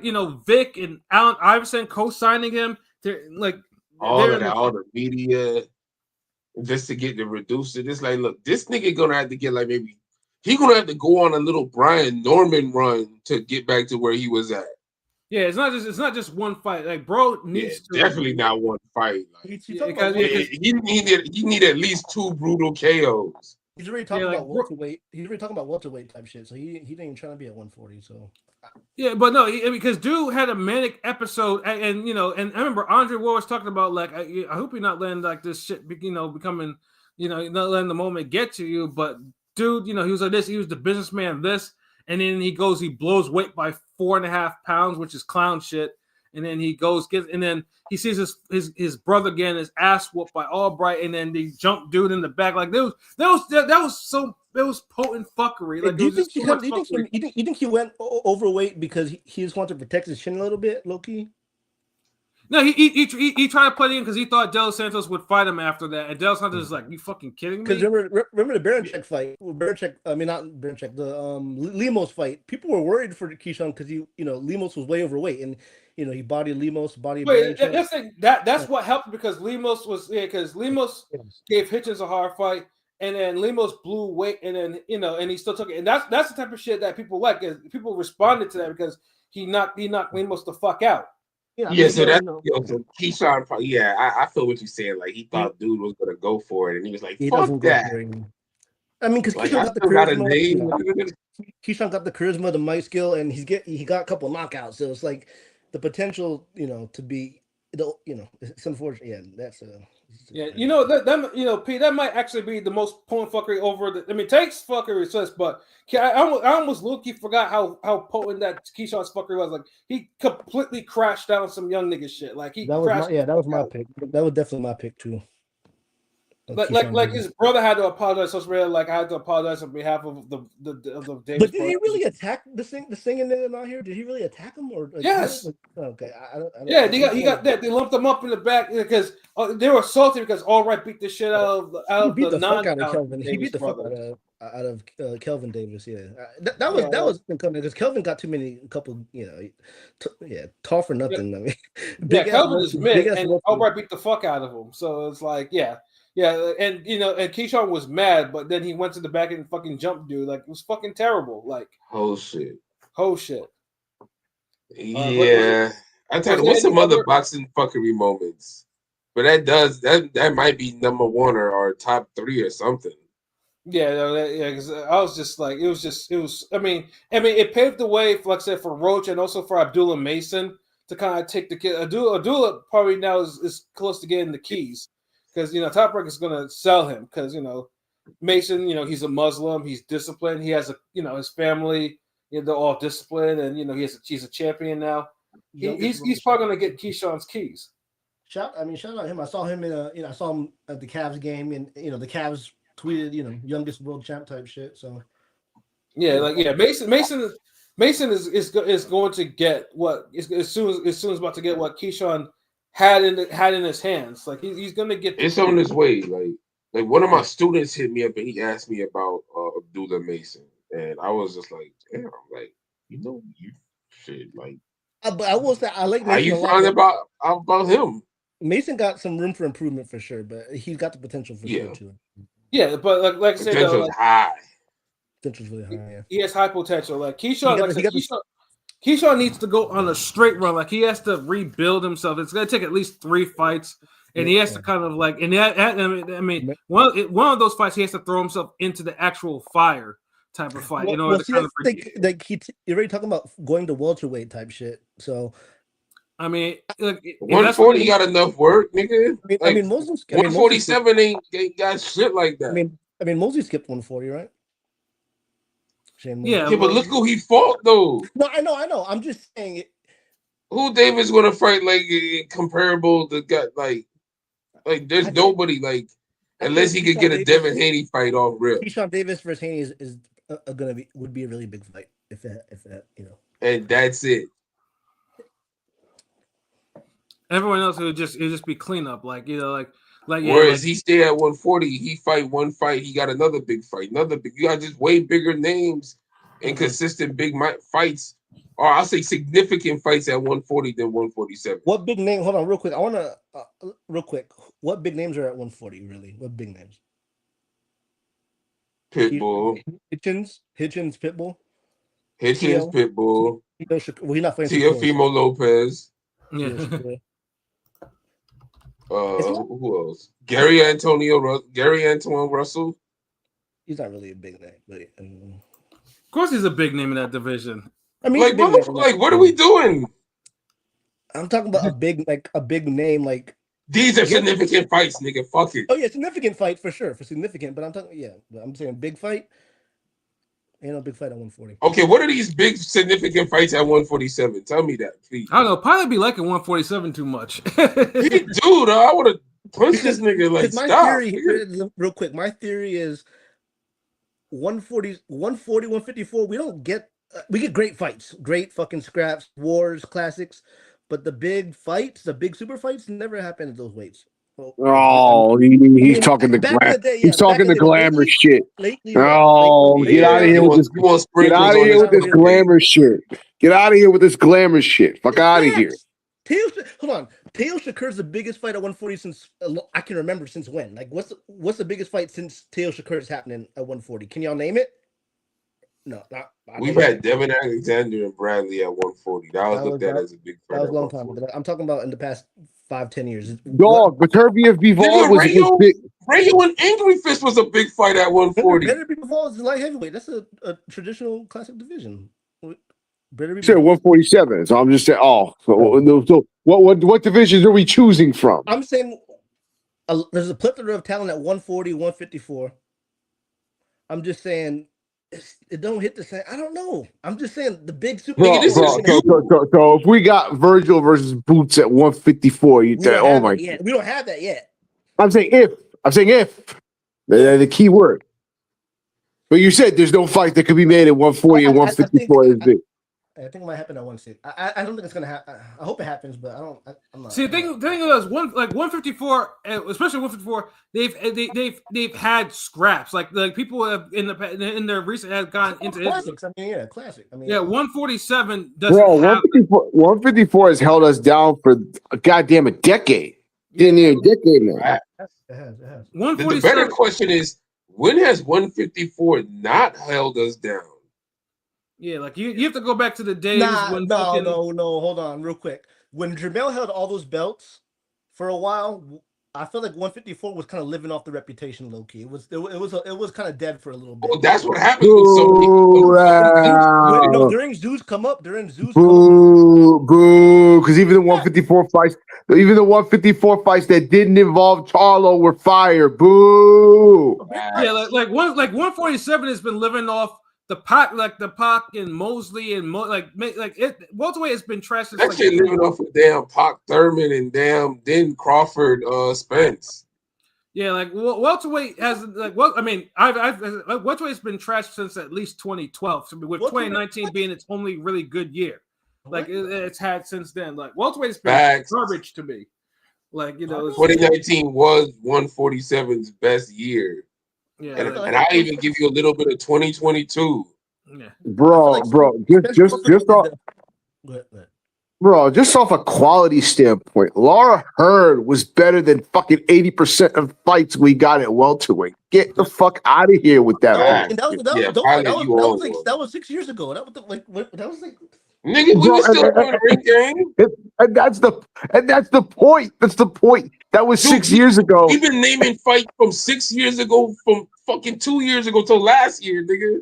Yeah. Name of these great 147 fights. Yeah, like Liam Perro, Karen. No, we talked about it earlier. During the preview for Norman Haney, we talked about the two biggest fights. It seemed like for two Black American fighters was Spence Crawford. And fast forward to Norman Haney, like in terms of buzz and the everything. Nigga, that's two fucking fights in like how long? Name some at 154. Name the significant big fights at 154 that happened. Bro, we just had a year of 2022 where we was naming Castaño, Jamel Charlo, Fundora, Lubin. That was Like, hell, even Fundora Zoo is better than anything that welterweight has produced in how many years? that's what I'm saying. They were Murder Lion Zoo, nigga. Like, what the fuck? Like, what are we doing here? It's a significant fight, bro. I mean, hell, you haven't named one significant fight bro, from 147. bro. Yeah, my Outside of God. Crawford and goddamn. And the Stanionis. Okay, I get if we got, I'm telling you this, I get if we got Fundora versus Zayas, I guarantee that would be better than fucking any fucking fight we get at 147 from a quality standpoint. Sure. No, 154. I'm saying 154 is stacked as fuck. I'm just saying. That's what I'm saying. Like you're talking this. Even 140 we didn't argue. Bro, you're talking this glamour shit, but I'm just like, that just lets me know we're just talking reputation and namesake just for the sake of namesake, but doesn't equal quality fights. Well, in my opinion, 140 especially, 154 great. Let's talk about 140 because that's what you're talking about. 140 is living off reputation. Dude, we just look. We just had Barbosa Tiafimo. We just had fucking Haney Ramirez. We just we just had fucking both those fights were not. Significant fights, dude. Just naming significant fights. I mean, we just had Matias Puello, Matias Puello, yep. That was a good one. We had Russell and Rayo. I mean, Sims and Duarte was 140, wasn't it? Yeah. We had Rose Pitbull. I'm saying 140 has so much talent. 140 has a lot of talent. I'm just saying we don't. Nigga, we just named you like all these fucking significant fights. This is a fucking Drake ass argument. What are we doing, bro? Like 147 is like the Drake of boxing. Like we just going off. You're going off popularity and sales, but the shit hasn't been consistently good in years. Yeah, it hasn't. Meanwhile, we're dropping all these mixtape verses and freestyles, and you will keep talking about a fucking Drake. Why Connor, Ben, and Keyshawn are going to 147. I'm just saying there's a reason for that. Well, Ben, because it's they're chasing a name. They're not chasing. They're chasing a name or a big fight. They're not chasing, a division where I'm going to try to get significant fights and run and be champion for a minute. No, 140 is a you walk through a landmine. And why are they going on 147? Because some of them ate themselves out of 140. So the fuck when they couldn't be there, they had to go. Because Conor Ben wouldn't be top 10. Conor Ben wouldn't be top 10 at 154. Conor Ben will get his ass whooped. Whereas 147 is weak. Where 140 Ben could probably pick up a belt. And they're trying to put a belt on this motherfucker too. And I guarantee you, Teal will use the weight excuse to move up after Shakur beats him in a close fight. And like I said, 147. Like I said, I mean, even with 147, hold up, Eric. We're not getting any hidden classes from 147. Not even any true fight of the year. And the only one fight that you could make into a big fight at 147 is Devin Haney. And it's Devin Haney against who until somebody moves up or moves down. Right. I just don't get how is 147 better when you only got a one half of a big fight up there? Exactly. It's just you can't. Who you mentioned over Haney currently right now, and it's a significant fight. Yeah, with Ben. That's currently at 147. It's not really. Yeah, not really. Your Honor, I rest my case. Nigga, you literally been using your own. I'm using your own argument against you. The way Pilot talks about fucking 147 with this glitz and glamour shit, I already know he loved the shiny suit era growing up in the 90s. I know it. Facts. That nigga was two-stepping in front of the TV. Mason Beto was my first favorite rapper as a kid. Thank you. Yeah. Thank you for proving my point. I'm just saying, welterweight. It comes to what I'm saying. The welterweight division comes in waves. It'll get cracking. And Spence Crawford ended the era of Thurman, Porter, Brooke. I think this got to be the episode we argued the fucking most because I just can't believe you don't see the obvious with this shit. No, it's a weak ass division. Hold on. I didn't say 147 was a great division. I didn't say and Al, you keep mentioning Spence and Crawford, And I'll say, and my counterpoint to that argument is that fight could have happened at 154 and still would have been as significant as it was at 147. We didn't care what the weight was. We just cared that we got the fight. It could have happened at 154 and it would have meant just as much. Look at Ortiz and Boots. It was for all the belts. Same thing. It was for undisputed. It was like the first undisputed since Zav Judah. What do you mean? It was for an undisputed champion. Don't matter, dude, bro. I don't think most people gave a flying fuck about the belt that watched that fight. Yeah, I did. I did. Speak up. You didn't, but you did. No, I did. Oh, okay. I was gonna say because if you said you didn't, but you're gonna use that as an argument, I was undisputed champion at 147 since Zav Judah. Look at you about the snap. Zav Judah don't really. I mean, Zav Judah was the last 147 undisputed, and it kind of doesn't. I mean, he lost it after one. Yeah, I think you're just taking. I mean, you're taking more from what 147 was than rather than it is. It's not a glamour. It hasn't been a glamour division in a while. Like it hasn't been in at least a decade. It hasn't been a glamour division. It's just like there are. I mean, 135, 140, 154. 170. Dog, all these fucking glamour divisions have been living off the fucking past. Like, bro. Like so 147 and 135, man, like, bro, like, come on, man. Like, we get so much shit, we got so much attention to these damn weight classes, but yet we never get the fucking fights we deserve for it.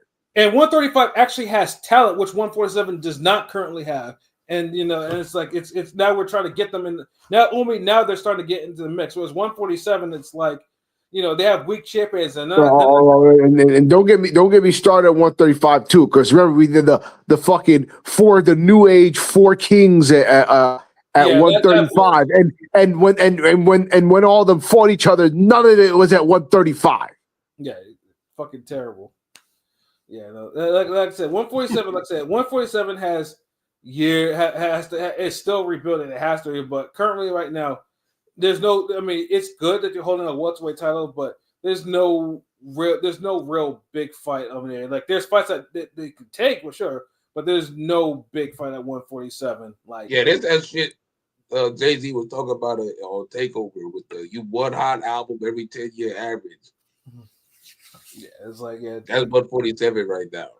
Yeah, because if it was popping. Because they have to have old ass Pacquiao there in order to get niggas to actually watch the fights, and they're like Barrios couldn't get no one to watch him on the main event on pay-per-view without an established review star. Like it'll come back. Welterweight come back. The only current fight you could bring welterweight back right now is Pacquiao Haney. Yeah. You think so? Remember, these niggas is talking about Pacquiao Mayweather too. I rest my case. Yeah. You got to take the biggest fight from 10 years ago to make the biggest fight now in the same division. Yeah. That shit ain't cool at all. Tio and Hitchens will eventually move up. It'll get cracking again. I'm just saying, we don't get significant, meaningful fights at like 100. Never mind. Just forget. We're good. His prolific son will be in college, and he be old enough. We might bring him on the podcast. By the time shit heat up the way you want it to, nigga. By 2027, I bet you we'll be talking about 147 being good. I got optimism. Like yeah. Maybe you give it a whole year. We talking about divisions that are hot now. What the fuck? Hey, yo, Pat. Hey. Next time you go to Christmas to your folks, have your mom make a meat pie in 27 from you, all right? My last point is. What the fuck are we doing, bro? Last thing I'm gonna say about this, because I know it's getting late. I'm hoping that Teo Shakur is good at 140. If not, I'm just gonna say another shitty fight at 140. I'm just saying. Because if it's not good at 140, it would have been good at 147. It's the biggest fight. It's the biggest fight on the calendar. If it's a dud, it's a dud. I'm just saying. That won't be the first time, won't be the last time a dud happens from a big fight. Super facts. But yeah, we got two more superlatives left. Yeah, let's run through it. All right, so the next one is Best Rap Album of the Year. This is the first non-boxing one. Let God sort them out. Clips for me. That's second to me. Alfredo with Freddie Gibbs Alchemist. Mobb Deep Infinite for me, because I listened to that shit too many fucking times. You know, that Mobb Deep album restored the feelings to me, like, you know, because as you know, I'm not a fan of the G Unit Mob album, and then the album that they released after that was like it was better, but it wasn't a Mob album. This one after that was a Mob album. I think my top three would be Alfredo 2, Let God Sort Him Out, and the Mobb Deep joint. Yeah, for my like Clips is my, and also the De La Soul album, like Cabin in the Sky. That album was actually like album 3 albums was awesome. Like that shit was crazy, you know. But it's the best album out of that whole Nas Legend Mass Appeal series by far. I told you that Big Album was gonna be trash. You know, trying to take the Big Album. Oh no, I didn't say that. I had no high hopes for that Big L album. I didn't say it was good. It was okay for what it was. Like it wasn't bad. It wasn't good. It was cool. Like a nice. Oh my god, Pat! You and this damn De La Soul album, like he is like. It do got some nice beats on there. I ain't gonna lie. It does, but like I can count how many times he's mentioned that fucking De La Soul album. I'm like, bro, I didn't know people were that hyped to fucking listen to De La Soul in 2025. They are.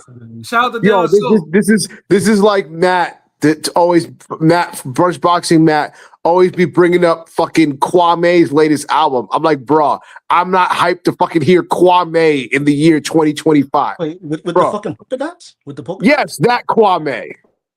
Get the fuck out of here. That's worse than anticipating De La Soul. Like, nigga, the De La Soul album was actually part of that whole Legends. Like, De La Soul is a. I heard the album. It wasn't bad, nigga. It was cool. That De La Soul album was off the chain. I don't know what you're bitching about. Like I mentioned, that was a dope album. Shout out Nas, shout out Nas for keeping hip hop alive and getting the OGs, on the Mass Appeal thing. It was a little underwhelming to me. Like, I mean, the Raekwon was cool. The Nas was trash. Yeah. The Big L was I didn't listen to it. Yeah, I didn't. I mean, I'm the Big L fan, and I already knew it wasn't going to be anything crazy. But they gave him some dope beats though. They didn't Eminem Tupac his ass. I think we all heard Big L versus many times mixed over random shit. Like, there's no verses. But it works because it was all cohesive. They overproduced the Jay-Z freestyle though. Yeah, they did. They added some shit. They didn't need to add anything to that. Just make it clearer. That's and it. They reprised it, right? They kind of made it a little different. But they added more to the beat and they didn't have to. Like they added something to the beat that was annoying, and all you needed was the low key piano it had. Right. The actual because the actual instrumental is a famous one, so that's why I'm just like, and it just goes with the whole melody, like. The bitch type of dislike a roughing in a fist fight. All chicks and shit ain't no such thing as misright. So we can never be a couple, huh? Fuck love, like a whole like nigga. I see you brought a little crew and shit's about to get drastic soon. I'm finna break something like a plastic spoon. It's about to get drastic soon. I'm quick to blast the wood, break a motherfucker like a plastic spoon. I got the looks to make you hottie stare. I keep a shotty there. It's the nigga with naughty hair that got fear. Yeah, that shit kind of memorized. Spitting on that nigga. That nigga was spitting on that fucking shit. The damn what's that shit? He was like it was the my clan plan to get Giuliani hung. I never been a gas hit. Yeah, I never got a gas because Luca got stash spread. Trying to tax it, I'll beat your faggot ass.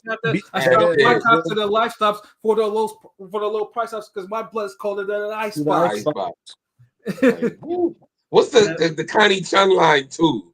But probably got your mommy son. Niggas get your mommy sprung. My plan kind of get Giuliani hung. That nigga was spitting. Yeah, that shit. Yeah, that nigga went off. Like Jay-Z was keeping up with him with the first verse, but he couldn't on the second verse. He got left behind in the dust. Like he should have tagged out the Jazzo or something. That was one of those like your student fights the other nigga's student or the other master, and the student hanging with him until the master beat his ass, and he's looking at you, and you're like, man, let me take this. You ain't ready for this prime Big L, nigga. Like. Oh yeah, shout out to the Lloyd Banks album too. I think that dropped. Yeah, that Lloyd Banks album was dope too to me. Although I think some people didn't like the production. I thought it was straight. Okay, let me throw some non-New York nigga albums out here. All right, go ahead. Okay, first of all, I think the Wiz Khalifa joint was dope. Yes, it was. Wiz shit was cool. Cushion OJ too, right? That shit was dope. The Daz album was fucking dope. Yes, that it was. a good Yes, summer album. Yeah, Daz had a good album. That shit was fucking dope. I fucked with the what's this shit? The Juicy J album. That's not the jazz one, the other one. Which one? I was gonna say which one. And the Curry song on it. Okay.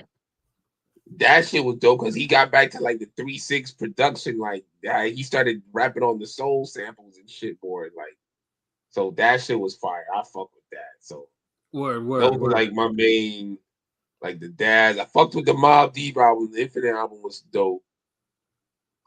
That's one of the joints I listen to a lot. The Taj Mahal joint. Who else? The Daz I listen to a lot. Fucking, I feel like I'm missing. Did Redman drop his album this year? That was pretty good. Yeah, Muddy Waters 2 was cool. Muddy Waters 2? Yeah, Muddy Waters 2 was this year. That was fire. I fucked with that shit. Yeah, that shit was, because I listened to on my trip back to that was damn good. It was like 20 something songs and it didn't feel Mozzie dropped a really good album this last year. I fuck with Mozzie out the West Coast. Mozzie. I kind of fell victim to the streaming game, you know what I'm saying? Like, so like when I listen to the album, it's like a microwave. I pick a few songs off of it. And the most songs to me was off the Freddie Gibbs joint that, stuck. So because it was the most cohesive, like back to back, like dope songs. Yeah, Alchemist laced them. For sure. Also, Boldy James released a bajillion fucking albums last year. To his credit, Boldy did slow down a little bit. He was going too crazy before. He's kind of slowed down a little bit lately. But yeah. I can't complain on that. Could have fooled me. Boldy, he slowed down because he was going to suffer the fate of currency where I can't keep up. Pause. I can't keep up after a while. Like, you dropping once every month, nigga? Goddamn. I mean, dude, he dropped like fucking 5 albums last year. Yeah, chill. Like, hold on, wait. Like, I dropped 3 albums last year. Nigga, chill. Like, Boldy dropped 3 if he dropped 5 and I'm dropping 3 and you sounded like that for 5, like but here's the thing. He dropped like 5 albums last year after dropping 3 the other year and then 4 the year before, and I'm just like, bro, like, come on, chill. Okay, I'm still enjoying it. I stand corrected. Okay, I'm still enjoying the last one. I'm like, bro, I'm trying to enjoy this one, and then 2 weeks later, put another one. I'm like, yo, let me enjoy this. Yeah. Niggas a solo artist with a no limit record schedule, son.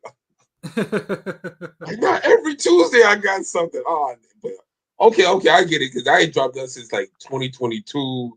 Yeah, it's different because like you dropped a couple albums after yeah. As I was saying, you dropped a couple albums after like a little break, a little hiatus, and it's like, okay, so it makes sense. Not dropping fucking 12 albums in the span of 2 years.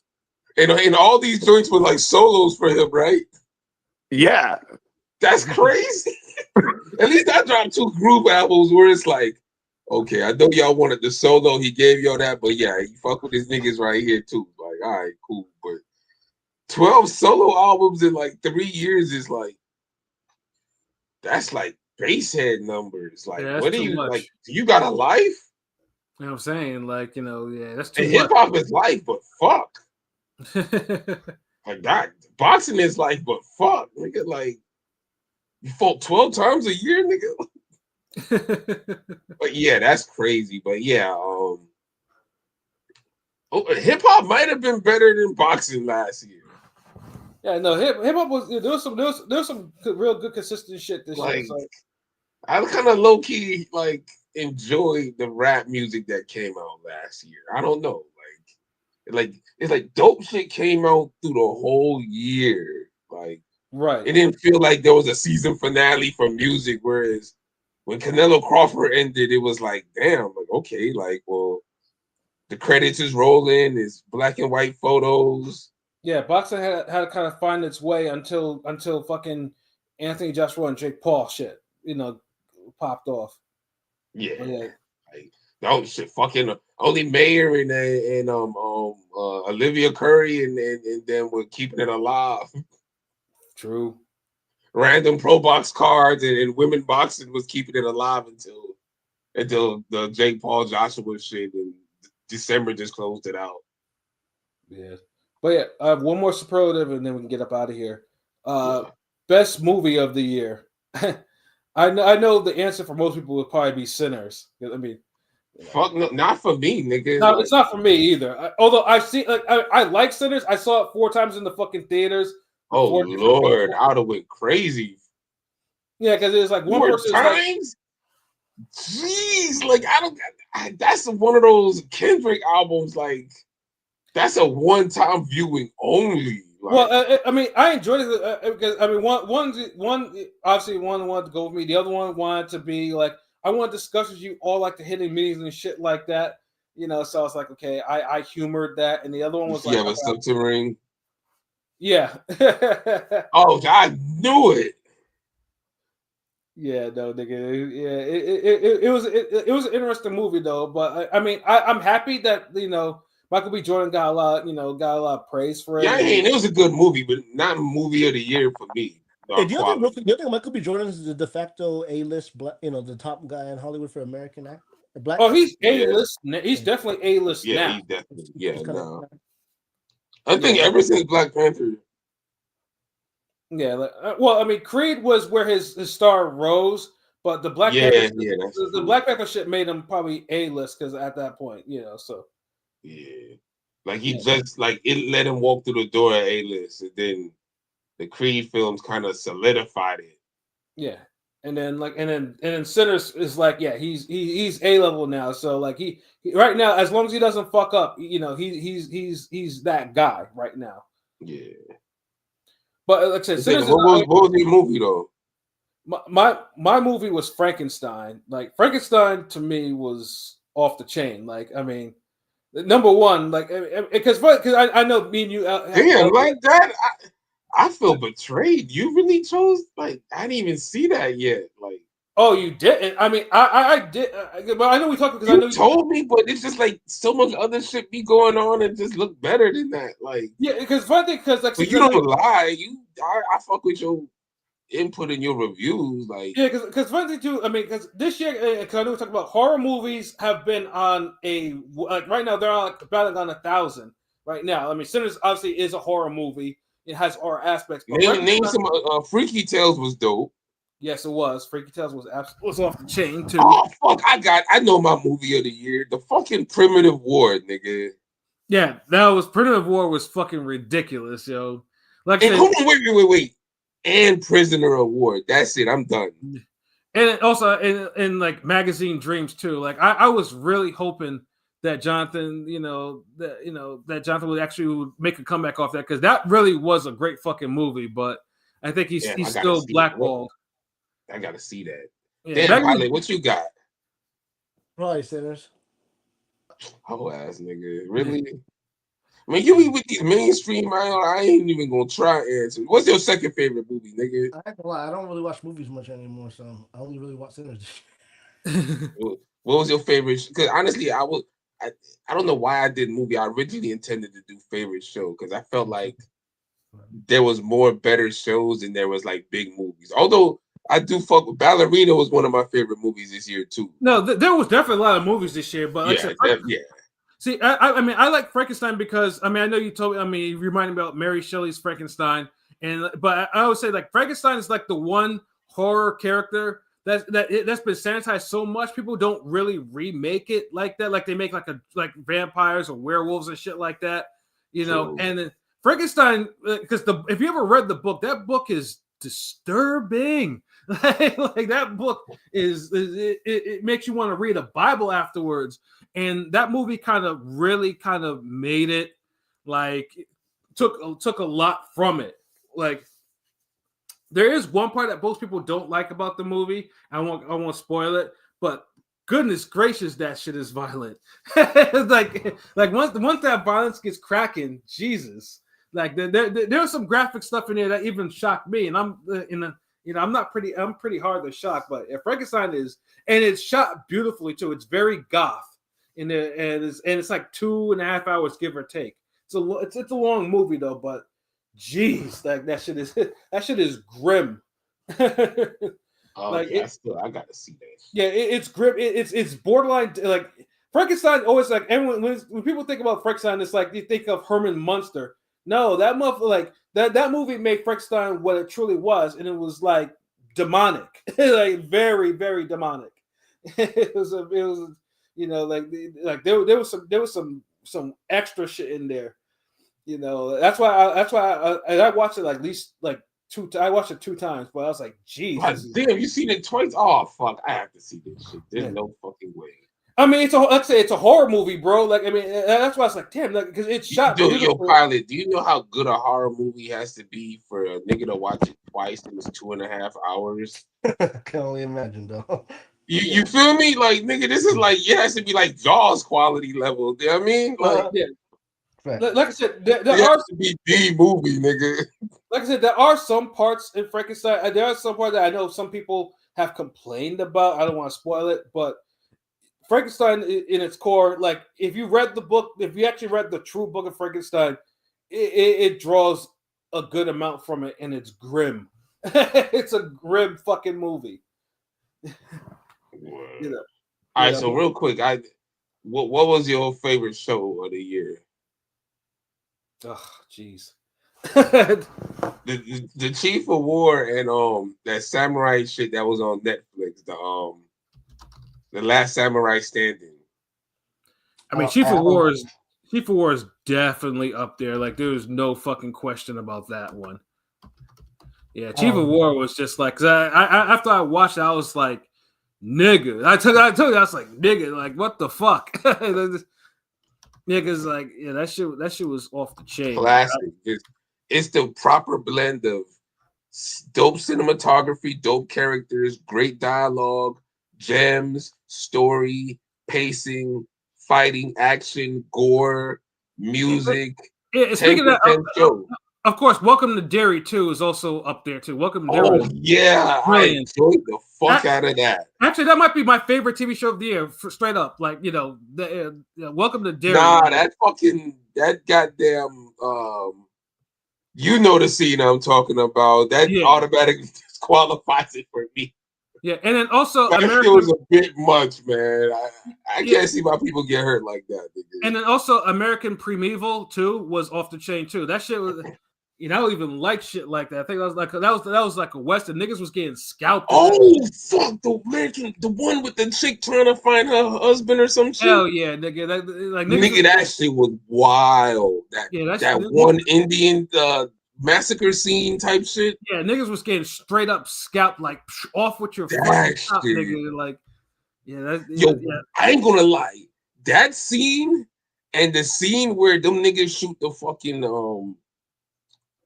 cannonball, the nails on Chief of War. Yeah. That's some of the most brutal television I've seen, my nigga, this year. Cause that shit was filmed and the impact and that shit was crazy, God. Yeah, though, that was off there. I was just like, good lord. Oh shit, Pilot, my bad. Damn. I'm sorry. What you was about to say? I think you was about to say something, right? My bad. Nah, I'm good. Yeah. And also because someone put me onto this and it turned out to be a very decent show for whatever reason. Shout out to Hunting Wives on Netflix. Not my type of show, but I was told to watch it. And basically it's white people doing a lot of white people shit. Like very deviant white people shit. And it was entertaining for what it was. Especially about white socialites, which I give two shits about, but I was coerced into actually watching it, and I was like, God damn, like this shit is like deviant as fuck, but it's not American Primeval or like the other or Welcome to Derry though. But I had to give that honorable mention because I was like, God damn, this shit is really out there. And then Robin Hood too, I actually liked. Damn, I see that. Okay, we kind of deviated from shows. Like I didn't see that. I didn't see that. let me see. The few Korean dramas I've seen, Weak Hero. I think the season 2 Yeah, came Weak back. Hero was good as fuck. Yeah, I love that shit. That shit was crazy. And then Study Group. That shit was hard. Fucking Study Group was hard. I Like, have not seen that, but I will get around to seeing it. yeah, it's like a dude go to a new school and he kind of slow. Like he want to get smarter, but he can fight good as fuck. And he's trying to raise his GPA, so he forms a study group and niggas is like trying to bully him and his friends, and he beating their ass, but all his friends in the group like could fight too. And so it's like it's a study group against them different gangs in the school and shit, and yakuza niggas get involved. And Yeah, I'm gonna have to go put that on my list. I might need to yeah. catch that real quick. Oh yeah, there was definitely a lot of fire shit, but yeah, this is a great show, man. Absolutely. So yeah, I mean, 2025 though, obviously we got hope that we have. I think the Hopefully, shows and movies and music were better than boxing. yeah. Hopefully in 2026, that kind of like that balance kind of goes the other way around. Although I don't want music or movies or TVs to suck too. I don't want that to suck at all. Yeah, because it's like damn, and it's like runner up for damn Force and Spartacus at the end of the year. Yeah, Sparkus. I mean, the reboot still entertaining. It's not what it was before, but still fucking entertaining. Yeah. One thing I think that's been improved upon is the dialogue. Yeah, it's more natural. Like they're not forcing it or they're not putting extras on it. It's like it's It's not. No, not not in the sense you're saying. The dialogue always been great, but I feel like now it's like there's more like it's like the dialogue. It's like the dialogue is spread out more with the characters, like the quotables and like damn near the old women, the cackling hens, the old bitches is like spitting one liners back to back against each other type shit. Word. The midgets like just even random people, the doctor like more like the great dialogue is spread out more. Whereas before I felt like that the dialogue was great, but it wasn't spread out. Like you would only know like, okay, you expect some dope shit from this nigga and that nigga. You expect some funny shit from this nigga. You expect some nasty shit from this nigga. But whereas now it's like here everybody's dishing that shit out. Facts. So that's a different. Like even like Asher gets more bars. Like even he drops gems and knowledge. Like the shit. Like he was like speak plainly. He's like yes. He said speak. I shall speak plainly that one with base intellect should grasp. And it's like yo, goddamn, like. And it's like, and they be in just regular conversations when they saying this shit. So, and they almost say it so naturally and so fast, you might not even get it. Like, you like, oh shit, like he tried this. Where, like, I don't think it was like that before. Like, the conversations were a little more forceful. They weren't smooth. Like, that's not the word because they felt smooth. Like, they felt more dramatic. The dialogue was more important back then because the stakes were higher. True. So I mean, niggas is slaves. Niggas fighting for their lives. Anytime you talking to niggas, it's like you on some like, hey, it ain't no, hey yo, pilot, did you run the Twitter poll? Like, nah, I'm gonna get to it after lunch. It's yo, pilot, nigga, damn, bro, like. You ran the fucking Twitter poll? Goddamn Romans at the gate, nigga. Like, you got a lead to them niggas. Like it's more urgency. So I think that's the difference. Like absolutely. Niggas have to really speak due to circumstances where this niggas is just flying off with the cutbacks and the zingers and shit off like easily. Yeah, no, I just hope that it leads to good conclusion and we get another season and yeah, they keep at least they keep the Sparkus shit going, you know. So yeah, like I said, Sparkus like it didn't deserve to die so early. Like they could have gotten several stories out of that one, but you know, I'm glad though they rebooted at least with one of the main characters or a couple of them, you know. Yeah. And Force, I hope the damn finale is dope. Mm-hmm. Cause that last episode was fire. Like Force, like woof. Yeah, absolutely. Like that shit off the chain, my nigga. Like full recommendation for y'all to watch if you're listening, whoever's remaining listening. Yeah, facts. Yeah, but yeah, definitely watch Force. But yeah, we out of here, man. Yeah, we gotta get up out of here. But yeah, no, great show. You know, 2025 was a year. Hopefully 2026 is the same. And we will try to get a football preview show. Probably not tomorrow since we went so long today. You know, maybe Thursday we'll try to get a show off. We'll, you know, and then because I know like, you know, there's some football thoughts that need to be let off. You know, we're gonna try to get Rome and everything like that. I just need Rome to answer my question, but it looks like it's looking like Thursday, so I'll just I might just schedule it to then. But yeah, no, good show, everyone. You know, for myself, Pat Scorpio, New England representative, for LB Shuttleworth, the God, the GOAT artist, for King People Bodega, and for Conscious Pilot. You know, this was another wonderful Ring Gang exclusive, the year-end show, Superlatives. And as always, man, if shit's real, we talk about it. So until next time, peace.